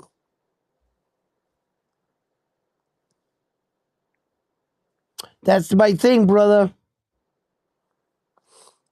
True power in the building. Peace to God. What up? King Mac, what up? Hold on, because I got to post something else up that I was just looking at. Hold on. If I can share this. Okay, check it out. Okay, hold on. Let's get to this Bob Arum shit. Here. I told my man I would find something for him on that, and Wait, I wait. did. Hey, what? Cut thought he got off the hook? Who? Cut creator? He No, this thought, is who we doing it for. I know, but he thought he was off the hook. You forgot Oh about no, it? I don't know if he thought he was off the hook, but we about to get him right here, right now. Okay, wait a minute. Well, yeah, okay, boom. Okay, bam. Look at. Don't call me a racist. Fucking stupid Bob Arum vents on Terrence Crawford. Just the headline. Just the headline. Look at breaking news. Terrence Bob Crawford lawsuit against Bob Arum. They have so many videos on this. There's so many videos, bro. Crawford sues Bob Arum and reveals racist bias hurt. Right here. Look what this article says right here. Here, let me blow this up more for my man. That way he can get, more familiar. Hold on. What did Terrence Crawford say online? Hold up. Let me load that. Boom. I mean, there's just so many. I haven't seen a lot of these videos here, so we're gonna look at this. But here, boom.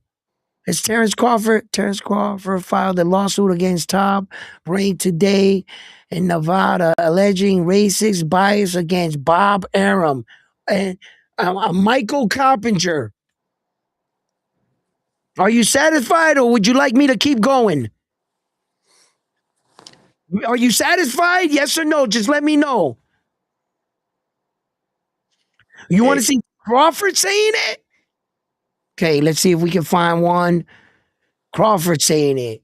But even though Terrence Crawford filed a lawsuit against Terrence Crawford in Nevada, alleging racist bias against Bob Arum, even though it says Terrence Crawford filed the lawsuit for these reasons, you still want me to get a video? Okay, I'm gonna have to get a video of Terrence Crawford standing next to Bob Arum while yelling with a bullhorn, "You're a racist," while having a picture description. I mean, I'll find it for you though, because there is videos. But okay, I get where you're going. You're trying.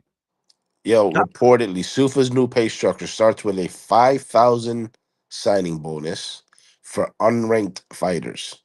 It rises to 15,000, and then those ranked between 5th and 10th would earn 50,000. Fighters in the top 2 to 4 range could take home 100,000. A title shot would fetch 250,000, and a title defense 500,000. Oh. A clause reportedly requires fighters to compete at least once every 5 months. It didn't take long before comments started pouring in. One user pointed out that a $50,000 to $75,000 figure could be life changing for a fighter outside the top tier. So Hmm. All right. So anyway, Look. Cut creator said, yes, I need more. you need Laughing more. You emoji. need more. Okay. So okay, here we go. Here we go to some more. Now, I haven't seen this video right here in a long time. I kind of remember this fight hype video. So actually, we're gonna be watching this for the first time together. Well, not the first time, but let's take a trip down memory lane for me anyway. But let's see what Bob Arum had to say about what Terrence Crawford said about him, and then we got to get a video with Terrence Crawford. We'll be hunting down the rabbit hole. But here we go. Let's see what Bob Arum says. You speak about this since it happened. Terrence Crawford in the lawsuit. We were there at the post-fight when he splits from Top Rank. And Well, again, any thoughts on the matter?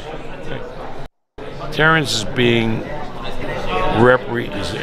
advised by the wrong people. I mean, the best thing that could have happened, that once the contract was over, we went our separate ways without any vitriol.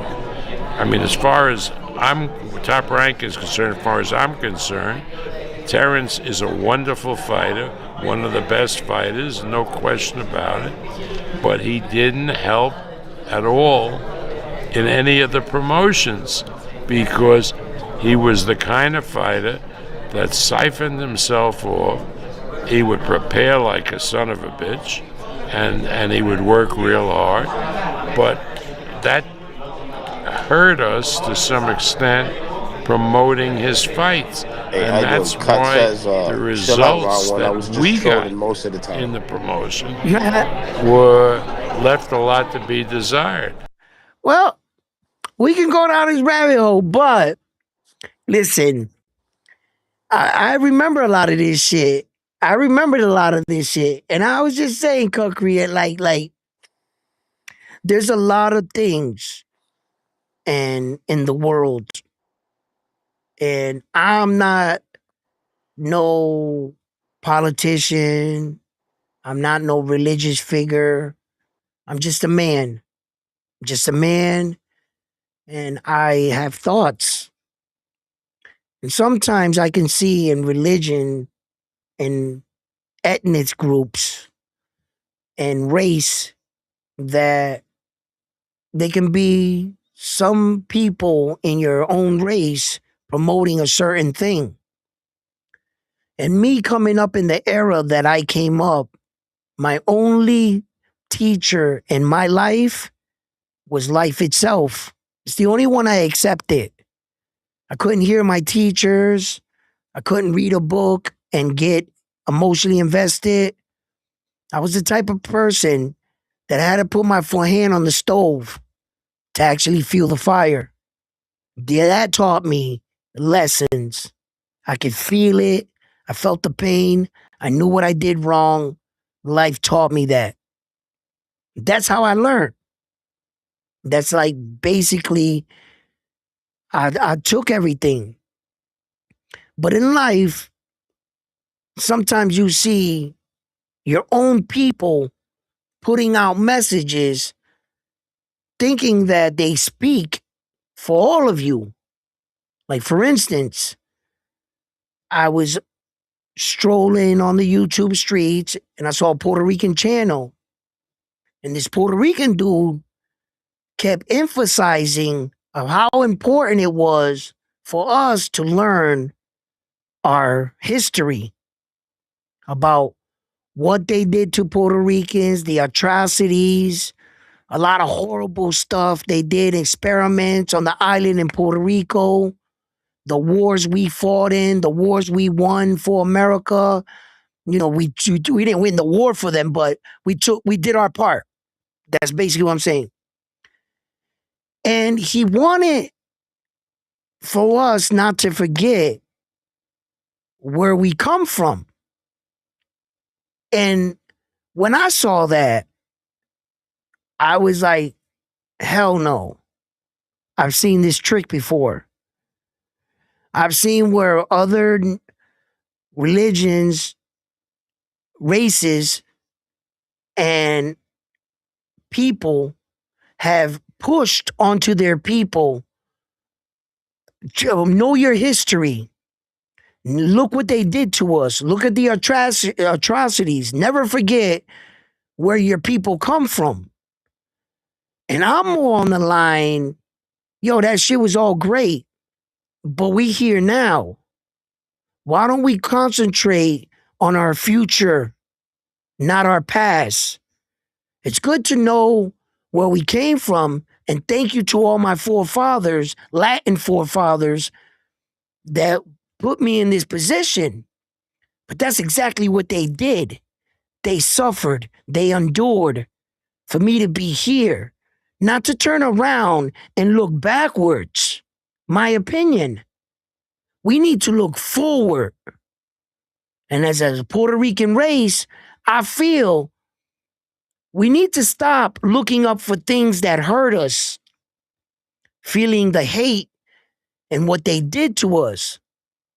Knowing what, for me, knowing what they did in our past is interesting and it gives you a good sense. But every time I pick up one of those books, I don't want to trust Mr. Americano. Well, in this future, I got to work with him. So I feel stop putting my hate, all this hate, and reminding me of all these bad shit because it's not going to allow me to work with my future. So I might be speaking only for myself here. But I believe the only way we're going to go forward as a culture, stop chasing your past and prepare for the future. I've seen they use that same gimmick on other races. And every month, every year, they got them looking back into their past.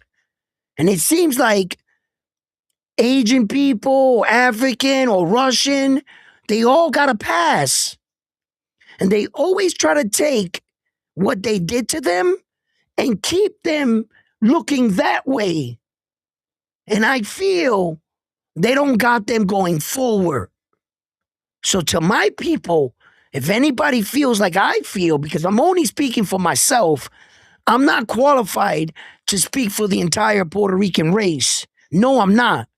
And no, nor do I pretend to have that kind of voice or power. I'm not delusional.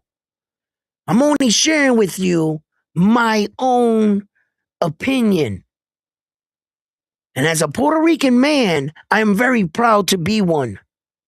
But I think as a race, we need to start going forward. Or be out there, what's done is done. Stop letting us blind us. Concentrating on trying to bring all this. Listen, they got us running in circles, chasing our tail, arguing about things that happened back then, or how do you properly call this, or Taino person, or this and that. Too much energy, I feel, is wasted on that. We don't live back then. And thank you for all the men and women that bled to give me the freedom to talk on this mic. But if I'm only being honest, we as a society and as a culture, as Puerto Ricans, we need to go forward. That's it. We need to come together as one and keep going forward. Pa'lante, pa'lante. Fuck that going para atrás shit. Or looking back. Yo, it's great. It teaches us where we came from. It teaches our ancestors. Awesome. But don't stay there. Don't stay there. It's good to learn everything because I am a bit of a historian. So I would like to do that. But if I can get that to my own people, and if anybody felt like I feel, don't let them blind us. They're keeping us in the dark too long. Read the chat, front line. Boogie says if Zayas versus Boots happens, it's because the young Zayas will be sacrificed for the Top Rank zone deal. It's not Top Rank's motive to push fighters before they're ready to challenge the more experienced fighters. Peace to God. Say, yo, what's up, bro? Creator says, I said I want to see Crawford say it. Boogie says, the zone matchroom are forcing Zayas versus Boots down Top Rank's mouth. Mike cap enter, says cut creator. 10K not counting trainer, travel, nutritionist, accommodation, supplements, and so many more expenses. They'll walk home with 2K in pocket, says Bull Rider. Yes, I need more, says cut Damn. creator. What's up, Boogie, says Jason. Cut creator, chill out round one. I was trolling most of the time. Boogie says Jason Matchroom, who owns the zone, are forcing Zayas versus Boots as part of the recent deal. Wow. Really? Deepwood says, let Boots fight Zayas. There's nothing wrong with that. Boots at anybody. So let's get it. I'm there if it happens. Yeah, because you think your guy can beat my guy like everybody else. Why y'all want to take young ass Xander, 23-year-old Xander? Because y'all think he's food. Just Yep. say it. Cesar Just says, say it, bro. Because you guys want to get them too. Oh shit. We think Xander's real fortunate for being where he's at. They trying to run up on Xander with the Glocks out right now. Like, you know what I'm saying? Like, run them yeah. belts. You know what I mean? Just say it. Just say it. You know Jerron's probably the better boxer, right? And you guys are attacking the young man. It's not like it's really in your head of 50-50. You guys think you guys got this in the bag. So Well, stop it. isn't You this a want us to similar feed Xander to you. Stop isn't it. isn't this a similar situation when they fed the young Fernando Vargas against Tito Trinidad? Yes. Yes. Good, good, good. That's my boy, Frontline. Great, great. Listen, And when they did that, it destroyed Fernando Vargas' career. it's destroyed his career. He was good. He was too young to be in there with those kind of fighters, like the Felixes of the world, and those And to be honest, it's the the same thing that Oscar happened with man. it's the same thing that happened with Floyd and Canelo. Yeah, Cesar says they haven't even revealed rankings.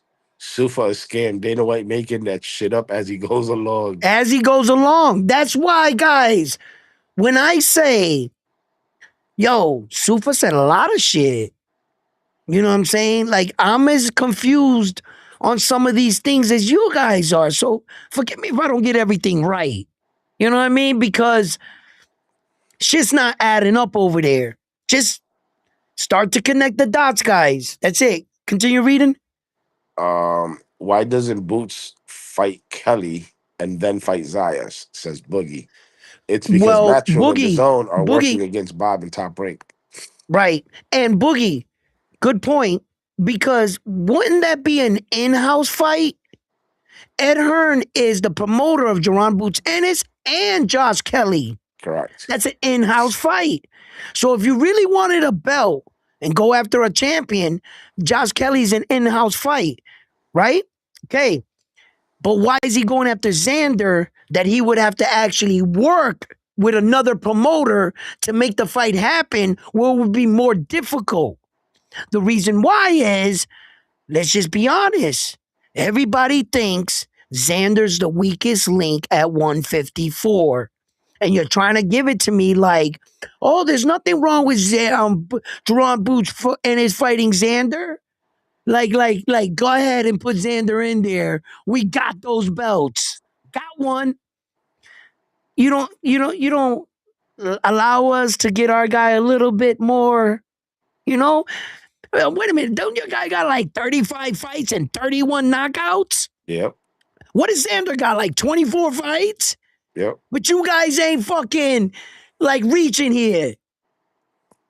You know what I'm saying? Y'all just want to come up Here's and what's for gonna us to be happen though. dumb. Here's the crazy part. The crazy part is, right? If the Yup. fight happens and Xander pulls it off, the excuses are gonna come back and say, "Oh, Boots wasn't acclimated to 54. He only had one fight. It lasted one round. He needed another tune-up." You know what they're Or gonna say? or they're gonna say, "Who has Boots fought in? He's never fought in Yeah, yeah, anybody yeah. If special." Xander beats him, all of a Yeah, sudden, I guarantee you, they're gonna the next discredit. day, he's a cab driver. Yeah, Yeah, yeah, yeah. It always works in like that in boxing. I yeah. said it. The boxer never gets the proper credit. Never. It's Well, always the next guy. Oh, we knew he was a Watch. hype job or whatever. Yeah, nah, Gerard Booth, you know what they're gonna say? You know what? Gerard Booth Evans never fought Karen gave him a fight. So Gerard Booth Evans was never that guy. And that's what they're gonna say. Always an excuse. Yo, shout out to Trini in the building. He says Crawford wasn't doing the dumb shit the media wanted to push. If he was and climbs walling out in clubs, I think he meant walling Yeah. out, he would be the face of boxing. Jason says, if that fight happens, I hope Xander beats Boots and moves up to 60 right after. Cut Nah, I creator hope he beats Booth and stays and then to become undisputed. unifies. Okay, gentlemen, Undisputed. Go for undisputed. gentlemen. Okay, guys. You guys want to know why you guys are getting a lot of pushback from the Puerto Rican community? I'm going to come out and say it. We don't want to jinx ourselves because we're right there. As far as the U.S. goes, you guys got almost every accolade ever in boxing. You guys are the top pinnacle, like meaning you got a world champion in all 17 weight divisions. You got unified world champions in all 17, and you got undisputed champions throughout not I don't think all 17, but like 4 or 5 was in there. You guys are America got a good resume of undisputed champions because of a 3-belt era too. But anyway, as far as accomplishments for Puerto Rico as a small island, my people, I'm speaking for us now. We've never had a Puerto Rican champion that had 3 belts in boxing history in no weight division. Just 3. It's not an easy accomplishment. Although the Americans seem like 3 belts, it's common or something, or it's not enough for them. It means something to us. This would be an historical moment if Xander can just get one more belt for us.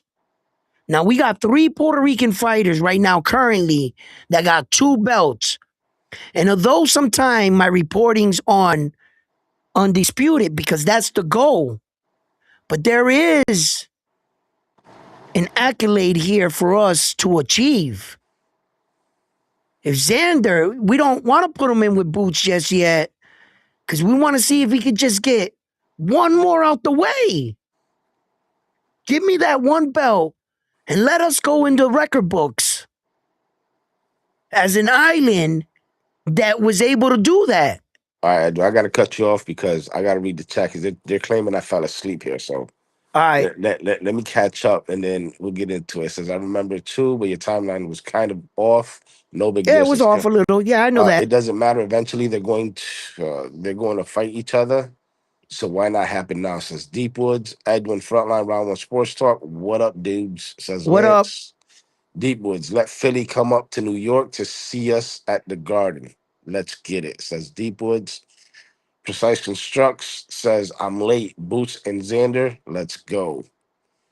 Boogie says because their seasons for everything. There's I guess he meant reasons. The reason Kelly versus Boots isn't happening is because Eddie feels like he was in a war with Bachram and needs an easy fight. Exactly. Eddie protecting. Kelly says Jason. Boogie says, on the other hand, Zayas just came out of not 1, but 2 championship fights, and Eddie doesn't think Stop right there. Zayas Stop right deserves an there. easy fight. Okay. So let's play the violin for Josh Kelly. But when Ed Hearn fed Liam Paro to Richard Hitchens, and his next fight, when he came out of the war with Subir Matias, that he almost quit in the 7th round, he didn't give 2 fucks about him. Right. But when it's Josh Kelly, you know, he Bachram hit him one time, good time in the fight, put him down. But the majority of the fight, he was running around on his feet. What real damage did Josh Kelly get the fuck out of here, man? Peace to God says, I so agree with you. Cesar says they're trying to sow vengeful energy.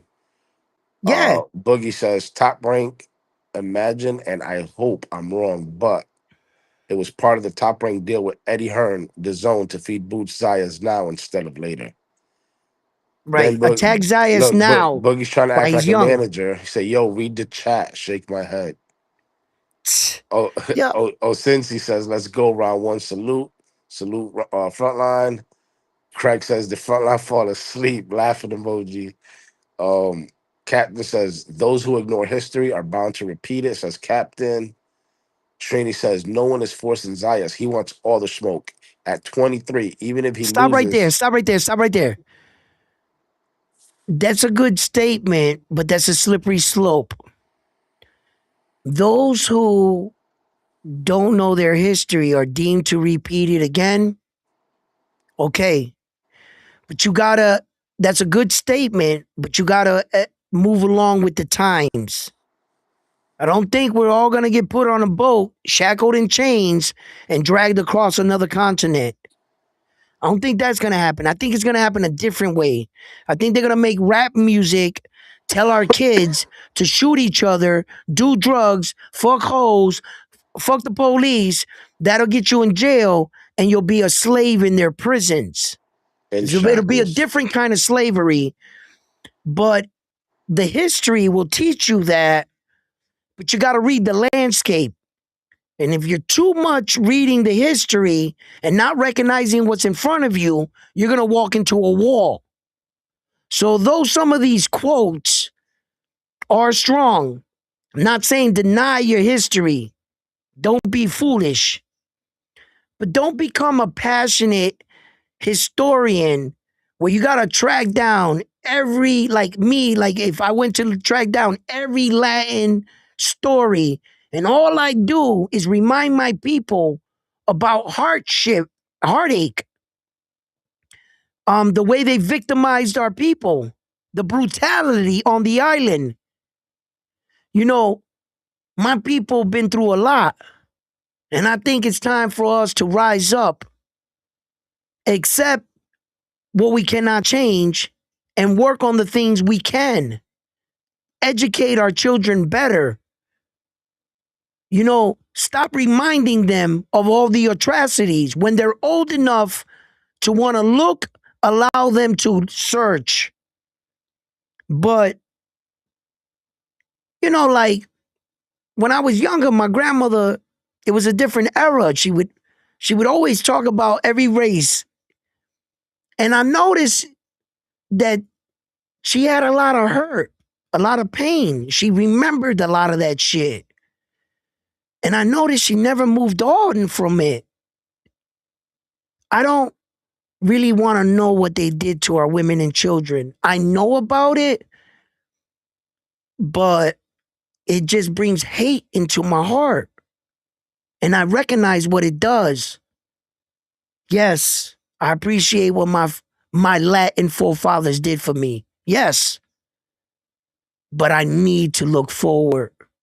I need to read the landscape and see the pitfalls that these people are putting in front of us. And because I fell, I need to learn to pass this to my grandkids so that they don't. Because too many years I was led astray and I looked up to the wrong things. I fell for all of it. And now I'm an adult and I can say that I don't feel foolish about it, but I no longer want to always go back and look up my history so much. Teach me something that I need now. Teach me how to win today rather than teaching me about shit I can't change. It already happened. I just want to focus. How can I win now? Let's talk about that. And I just think as my people should focus on more of that and less of looking always back. I don't want to know what my great great great grandmother did or how they beat her or what they did. Some things in life I don't need to know all the particulars of the detail. I know about the story, that's enough. Learn when hate is going to turn inward. It's going to make me look at other races different. They didn't do that to my grandmother. They didn't do that to my people. They're my neighbors today. I need to live in the now. And I keep reading those books. I'm going to come out and look at my neighbors different. I know that because I've been there. I've been there. So that's why I say that. And forgive me, I don't speak for all Puerto Ricans. I'm only speaking for myself. That's it. I'm not qualified to lead a movement or that my voice, or I believe that my voice has that much weight. Hell no. I'm just a man, just as confused as you are, just as confused. Trenny says no one is forcing Zayas. He wants all the smoke at 23. Even if he loses, he will still have a better career overall than Boots. He's already made history, and Zayas can win this fight. Gallo says karma gonna happen to the island. Boogie says top rank fed big baby Anderson to Bacoli, and we seen what happened to baby Anderson. Boots doesn't offer anything. He's a good fight. That's all, says Craig. Except Zayas is way more accomplished than Vargas was. Boots' loss can't derail Zayas. His fans been with him since he was 15, says Trini. They better catch Zayas at 54. He gonna pack a punch at 60. Big baby Anderson hasn't been seen since, says Boogie. I feel Xander cannot beat Boots, says Peace to God. Gallo says Zaya's not gonna win. It's gonna be a Hopkins versus Tito 2. Laughing emoji. More like forcing Boots, not Zayas. LOL. Zayas wants all the smoke. Craig says Boots' resume is questionable. That's the thing. Zayas won't get credit. Zayas He's not not going to beating get credit. Boots, says Gallo. Zayas can't crack an egg, says Gallo. If Xander wins, he can't brag. He can brag he beat the guy that Bud Spence and Virgil ducked. Jason says Boots' resume trash. I don't care what anybody says. Precise Construct says that Xander is a world champion, and I think he's going to surprise the world. Look how tall, doubting the kid. How young? Yo, Okay, Gallo, I'm yeah. watching you, bro. Boots is no easy task, but he's not proven yet. Y'all talking, says Precise. Guy says Puerto Rico getting undisputed. Y'all wishing on a star. Y'all, Yo, y'all not that's that getting undisputed. bullshit. Hey, Not yo, in your lifetime, round one. Hey, yo, listen, Gallo. I got some Nerf styrofoam bullets in here with your name on them. All right.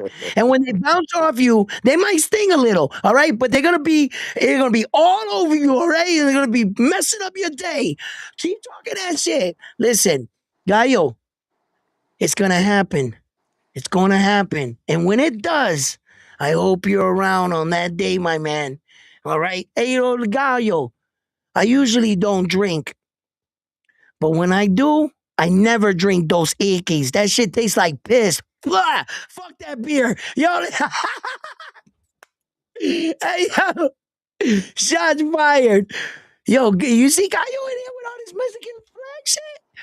The Yeah. the atrocity. He Go ahead, says keep reading. he's American, but I get it, says Precise. Trini says Boots fights is slowing down. Zaya's chance of unifying. He's a big boy, only one or two tops fights left at 54. He has to move to 60 soon. Round one, you're not going to see it either, says Gallo. You guys are missing the big picture. Trini, you said it. Zayas has a grassroots fan base, and Top Rank is being forced to sacrifice Zayas, and all that income Zayas generates from his fights. Craig says Zayas wants to be You motherfucker undisputed, then move up if said I'm Boots shooting blanks. if if Boots don't win, he can still get the Kelly fight, and if he beats Kelly, Zayas will have fight Boots again. Y'all not seeing it, Hold says up. Gallo. Zayas Hold not up. getting it. Hold Y'all up. scared. Hold up. Wait a minute. Mexico been there, done that. Canelo owns that island. He beat both Cotto and Bumlanga.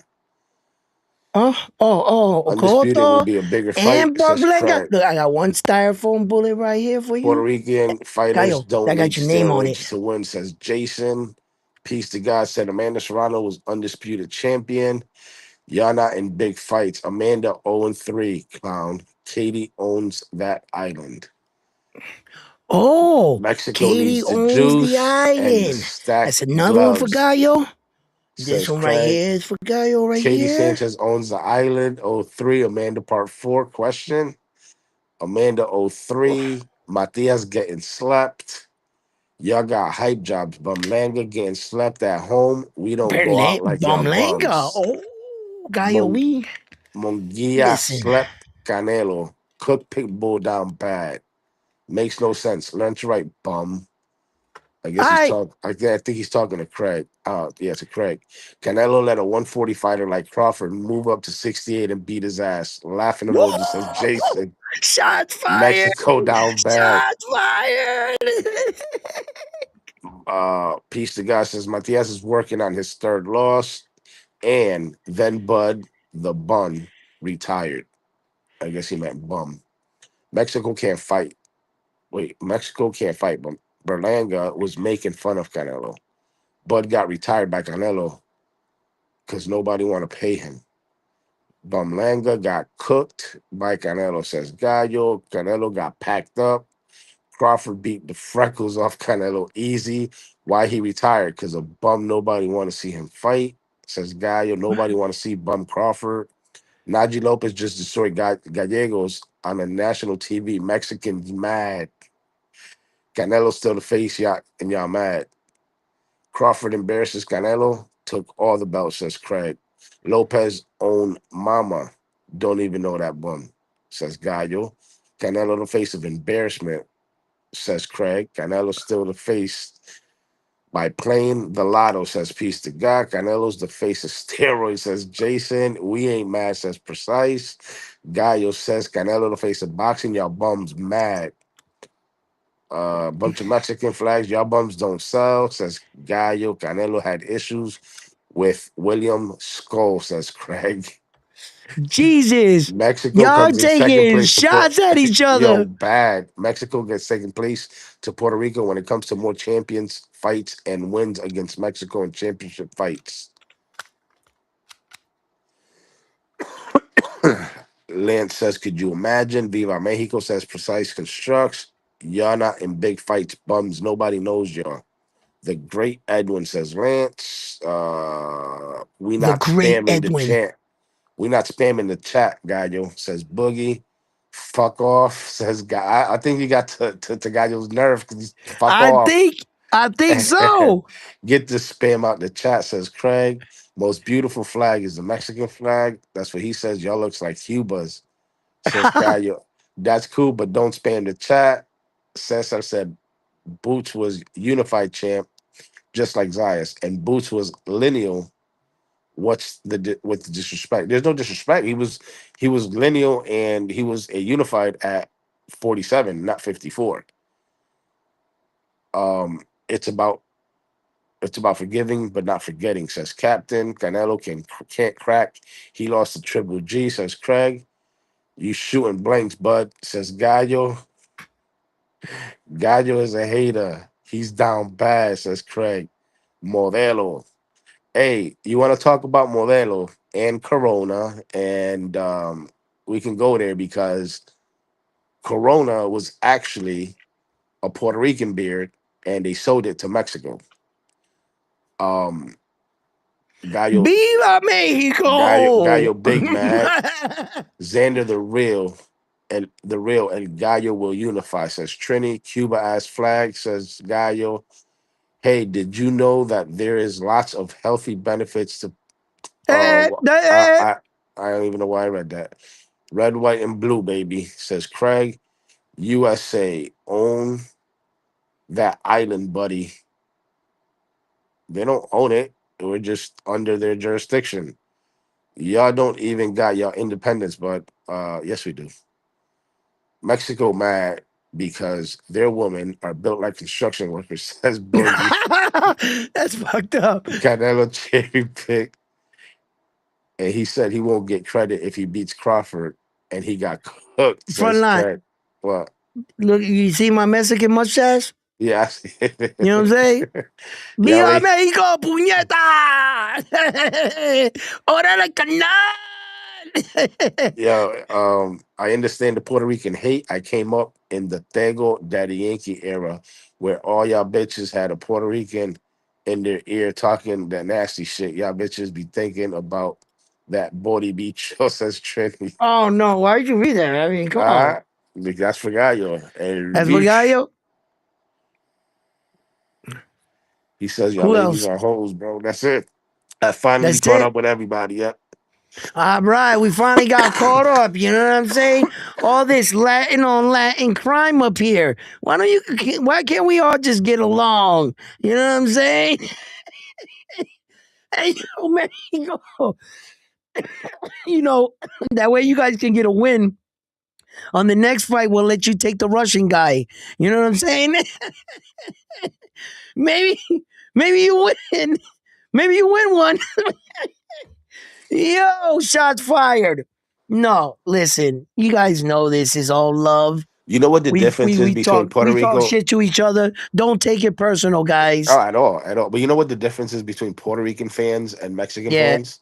I have no That idea. What I'm is gonna tell it? you the difference. If our fighter loses, we still support him and we back him no matter what. Yeah, well, oh, that's Mexicans, us. Because Mexicans, there's some of us if their turn fighter their back on loses, us.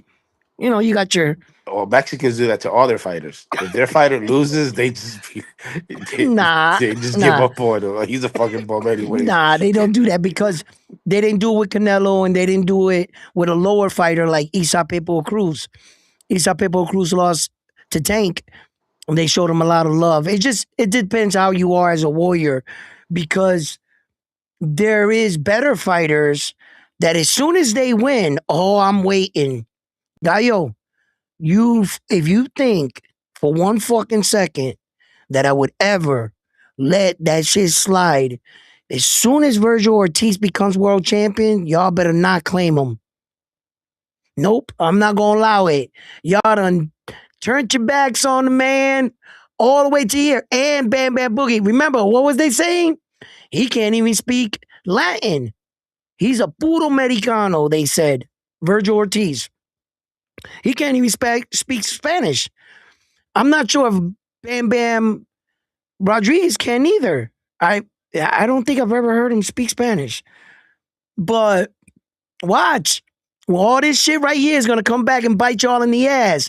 When y'all was talking shit about Bumlanga and all this, and then us losing, but we were still sticking with our guy.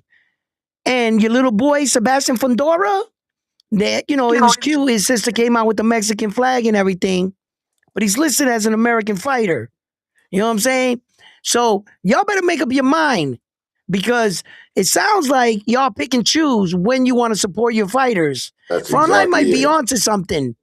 No, they'll root for somebody. For an example, like you just said, if Virgil Oh, so they wait like if us. Virgil They fights, like us with America. no no We're no no good no when we're winning, if but when Virgil we fights lose, we're and Puerto Rican. loses, if Virgil fights and loses, they're gonna say he's not Mexican. Right? That's what I'm saying. Like America counts our belts when we're winning. They're like America's like they'll report we got like 12 world champions, and you start looking it up, and you're like you realize they're counting Xander. They're counting because America in the treaty that Puerto Rico and the agreement they have, we're like a one of the states or whatever deal they got. I'm not a politician, so when we're winning, we're American. When we're losing, we're Puerto Rican. You know what I'm saying? It's like, no, the Puerto Ricans, nah, America's over here. Y'all down bad. You guys your own island. No sooner we get titles, America. Like, so I get it. I get it. They giving what? They didn't do that to Ryan, says Precise. Gallo was an even more passionate Chavez Jr. fan after the Danny Jacobs fight. They give selective support, says Boogie. Crazy. You guys are crazy in the chat. You guys are crazy. But yeah, that's how it has always been in boxing history with the Americans and Puerto Let me Ricans. ask you this: when Oscar Collazo fought Haro, is Haro Mexican or is he American? That's a good question. Yo, I don't know. You gotta ask them that. I'm asking, Gallo, if you still here. I don't know. Because Jesus Haro came up with the Mexican flag, rapping heavy. No, Sebastian Fedora's sister, Gabriela, she came out with the Mexican colors headband, remember? In her Yeah, last fight? yeah. She came out with the pride. She had it on her trunks. You know, they're embracing their culture, their side of it.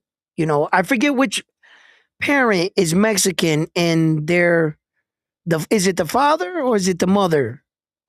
For I have no Sebastian's clue. mom, I forget. I once I found I knew the What answer to this, but they're, I they're, they're forgot. they're half Mexican, half Cuban, I think, right? Okay, but one of them is Yeah, yeah, yeah. Cuban and one is Mexican. Correct, correct. I Which don't know. one was which? That I Right. don't know. And it's the same thing with David And where the fuck did Benavidez. they get their height from? That's the Cuban side. That ain't the Mexican side. Where the Uh, fuck did they get their height? Their mother's not. I mean, their dad's kind of tall, but he's all right. really not that tall. Boogie said mother, but is the mother Mexican or Cuban? Yeah, Boogie is the. You just said mother, like okay. You should have put down what nationality she was. You Helped know, us out here. you know that he's still in janitorial duties, so his Yeah, mind's yeah. I mean, not he couldn't functioning figure the way that it's part supposed to out, be. huh? He thought mother and we were gonna catch it, Yeah, huh? yeah, we're supposed to know. Yeah, we're supposed to know. Yeah, it's just crazy. No, but look, I really don't give two fucks. Yeah, I'm me not either. qualified to tell no man what nationality or what flag he wants to come out in. So the mother's Mexican, I guess, and the father's All Cuban. right. So technically, I would Look, support he says Sebastian no matter obviously. what. He says obviously. Like we were supposed to fucking pick his brain and Obviously, name like we knew that. it. Shut up. His dad looks slightly Mexican and he looks Iranian.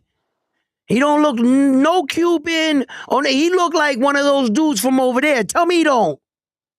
And I'm not being like, I'm just, he favors them. Like if I were to guess Sebastian Fundora's father, I wouldn't have thought he was Cuban. To be honest, if looking at Fundura, how tall he is, Just look at Fundora's yo, face. don't he look like a Habibi, like from that part of the world? What I just say from Iran. That's what I just said. He looked He like looked he like from one of out them there. from Iran. He looked like, all right, Gabriella does too. right. They don't. That's why I'm saying none of them look Mexican or Cuban. They look like, you know what they look like? He looks like the Persians. You ever remember like the movie the 300 when like the Persians they were tall, they were like these light skinned dudes with good hair, Yeah. like the Persians. But it's not called Persia anymore. It's called Iran now today. The old what Persia used to be, that's what Iran is today. So that's where they like the guys that look that structure like that tall skinny flaco type dude looking. I thought he was one of them like over there, not even being funny. He just favored them. That's it. I'm just being honest. But Boogie's gonna be like obviously his mother, like no, I would have never guessed that. I seen his mother in one of their like videos, but I forgot what she looked like. They were doing like a video when they were training in their garage with Gabriella, and they showed the family. I've seen this before, and I like knew this. I knew which one was which, but it's been a while since I've dived into the Sebastian Fundora family. They're a very great, tight unit family. Shout out to their dad and mom for raising a great son and daughter. You know, that must be an amazing feeling. Not just to have one world champion, but to have two and then undisputed in your daughter. I mean, how much prouder as a father and a coach could you know, what did when you looked at these little kids growing up, did you really believe that they can do this? You know? And they pulled it off, man. Shout out to them. But anyway, back to the topic. If Sebastian wants to come out, all jokes aside, in Mexican flag, I would respect that. He would be embracing and connecting with his culture. And who can be mad at that? You know what I'm saying? It's whether or not the culture accepts him back. And I'm I don't have the say in that. They have to decide that. You know, but all this debate and talk about American slash Latin fighters, all our Latin fighters are going through this same thing. And it seems like they find ways to put ourselves against each other. They find ways to say, no, he's not Mexican enough, or no, he's not Puerto Rican enough because wasn't born here. That's another divider trying to divide us from our people. You know, another way to segregate us. What does it matter if you're born in the U.S. or born on the island? Or do you feel it in your heart that you're Mexican? Well, then you're fucking Mexican. Don't let no one change your mind. That's what you believe, and that's what you were, and that's what you identify it. Who the fuck can tell you anything different? People can try to come in between and get you guys to look at each other different. They doing it to my people. They're doing it to yours. You know, Shout out to Peace to God for being a member for 3 months. Level 1 contender. level one contest. Peace to God, my man. I seen it right there. But yeah, man, these are just some of the pitfalls in life we got to wake up to. You know, salute to all my Latin brothers, Dominican, Mexicans, Puerto Ricans, Cubans, Ecuadorians, all of you. I love y'all all of y'all. Hey, so And David thank you for Demonte everything you guys Benavidez. do for this sport. David Demonte Benavidez. Is he Ecuadorian or is he Mexican? He's whatever he really wants to be, all jokes aside. He can come out with the Mexican flag, I will respect him. He can come out with the Ecuadorian. He can do the same thing he did with the half and half flag he did.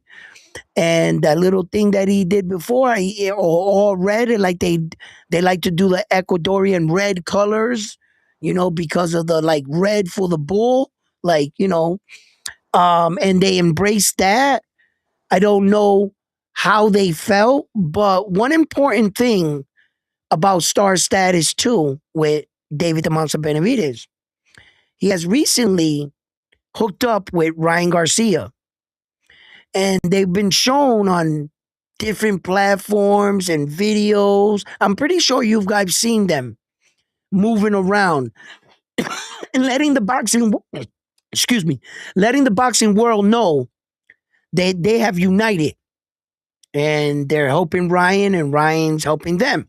So okay, Ryan goes out to meet David the Monster Benavidez at some restaurant. I forgot where the place was, but it was a high end place. You had to call to get reservations. I just saw this today. And David the Monster Benavidez is standing outside. People are walking by. Ryan Garcia and David the Monster Benavidez are outside in public. They're not hiding behind the restaurant, coming in, sneaking in through a car. They're literally outside on the sidewalk with everyone else.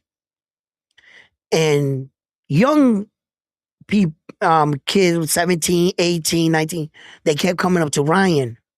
Hey, Ryan, that's you, Ryan Garcia. Can I take a picture with you? So David's trying to talk to Ryan, And Ryan's talking to him. Then all of a sudden, 1 minute passes, another kid. Hey Ryan, can I get an autograph? No one is asking David the Monster Benavidez for an autograph. They didn't even notice who he was. And he told Ryan, he said, bro, I be forgetting that you're Ryan Garcia because I be walking around. People don't even notice me. But you, and Ryan said, because I got that young following. He says, that's why I tell all the fighters, you got to get up on social media and get connected with the younger group. And you could hear the conversation between David the Monster Benavidez and Ryan. Now, when we talk about the face of boxing, Ryan was recognized where he was standing, but there wasn't no 300-400 people in front of him. He didn't shut down the strip. That's real star status. In fact, Ryan didn't even make reservations for the place he was going into. David the Monster Benavidez said, yo, Ryan, I don't think we can go in there because I didn't call. I didn't know we were going to go in here. I didn't call. And David the Monster Benavidez is like, I've been here before. We're not going to get in. And then he went, wait a minute, you're Ryan Garcia. Sure enough, Ryan opened the door. They said, right this way, Ryan. Walked him right in. Right? So Ryan star status got him into the place with not making a reservation. But David the Monster Benavidez, he was legitimately about to stand outside, take his phone, call, make reservations, then walk in. Ryan was like, yo, Ryan, how you doing? Yo, right this way, buddy. Right, sit right here, you know? And that's the face of boxing. That's star status. If Saul Canelo Alvarez was to hop out the car somewhere in Las Vegas and people started to recognize who he was, dudes are gonna flip their phone and be like, brother, you're not gonna believe who I just ran into. Ooh, Canelo Alvarez is right here shopping. All the homies are gonna pull up, and in about 25 minutes, there's gonna be a mob of people. That's a different star status. Terrence Crawford, and I'm not shitting on him at all. Fucking love the man. But look at the era that we're in. Just look, pay attention. Terrence Crawford can literally walk down New York City outside with everybody else. You know why I know that? Because if you're not from New York City, or if you've never been there, any given day, there's a celebrity, a rapper, just walking around. Back in the day, when I used to be in and out of New York all the time, it was common to see Fat Joe, the Rough Riders riding on a bike. Like, you saw them all the time. Like, I'd really be showing my age if I say the next person, Heavy D. Like, these are the dudes you would see just walking in New York. And New Yorkers are used to this. It's common. It's fucking New York City, bro. You'll see actors or people coming out of TMZ. You just say, what's up? Just act normal. Trini made a point here. He says, man, as long as you get in that bag, it's better not being recognized. Inouye made $60 million last year and can walk around Times Square with no crowd. That's No priceless peace of problem. mind. Nobody even know that dude's worth $68 million. Yo, he can walk straight up down, and now they wouldn't know him from the next Asian person. Tell you the truth. It would have to be like a serious boxing fan or somebody that follows him in particular to really notice him. You know what I'm saying? Like, And that's the world we live in today. That back in the day, once you beat the man, you became the man. Why isn't Terrence Crawford the face of boxing right now? He deserves it. He beat Canelo. And in some strange way, Canelo, that motherfucker's a cat. He's so reviewed in boxing. If you were to throw Canelo up in the air, he'll land on his feet. I swear to God. This man loses all 4 belts and he only falls to the number 1 ranking across the board, basically. That's where he falls. Subriel, Liam Paro, guys like that, they lose their belt down to 6, number 8. Not Saul. His star status so strong, lose all belts, you're the number 1 still. It's just different status, star status, and we are definitely 100% in a weird era of boxing. Real, where the 2 top 154 pounders in the world is Jerome Pucenis and Virgil Ortiz, according to most boxing rankings, and neither of them have a belt. As a matter of fact, the only ranking system that I believe is correct today, the way they got it ranked out, if you want to go check it out, is 126 pounds. That's the only ranking system they actually have correct, where that the first top 4 are all champions. The first 4 ranked fighters are all champions. One's the WBC, one's the WBA, one's the IBF, etc. But Yo, all the champions are from 1 to 4. I'm about to go to bed.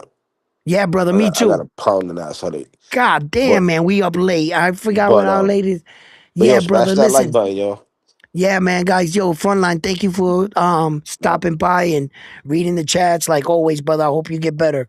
Thank you. I'll catch y'all All right, tomorrow. Frontline. Yeah, I'll Peace. catch you tomorrow, brother. Peace. Same time at work. But Yeah. anyway, I paid Frontline a lot of money to come here. You guys seen the negotiation process between me and him. I believe I made him a generous offer. You know what I mean? So, Fight fans, thank you for tuning in, man. Thank you for stopping by tonight. Stopping by and talking boxing. Sometimes things lead into other things, but I always preach here that I value all you guys because without you guys, this is not possible for me, right?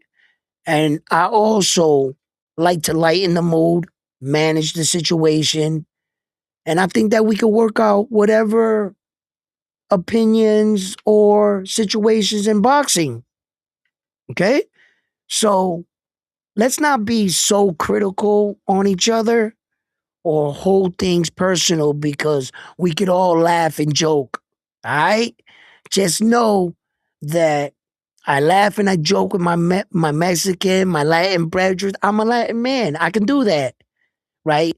I don't want nobody to take that as thinking I'm taking shots at them or that I need to, because I've said this 100 times on my show. I am a Saul Canelo Alvarez fan. How could I turn my back on that fighter when there was a period in boxing where a lot of Latin fighters weren't up? And I remember there was a time Saul Canelo Alvarez was basically carrying all the Latin countries on his back when it came to one of the biggest champions. And I had too many moments in my living room cheering for that Mexican dude and feeling great pride when he won. So I'm not going to act like a hypocrite and act like I didn't appreciate a lot of different um, Cuba, Panama, all of them, all the Latin countries, Santo Domingo. I be wanting them to win too, but it's just all in love, all in love, all in competition.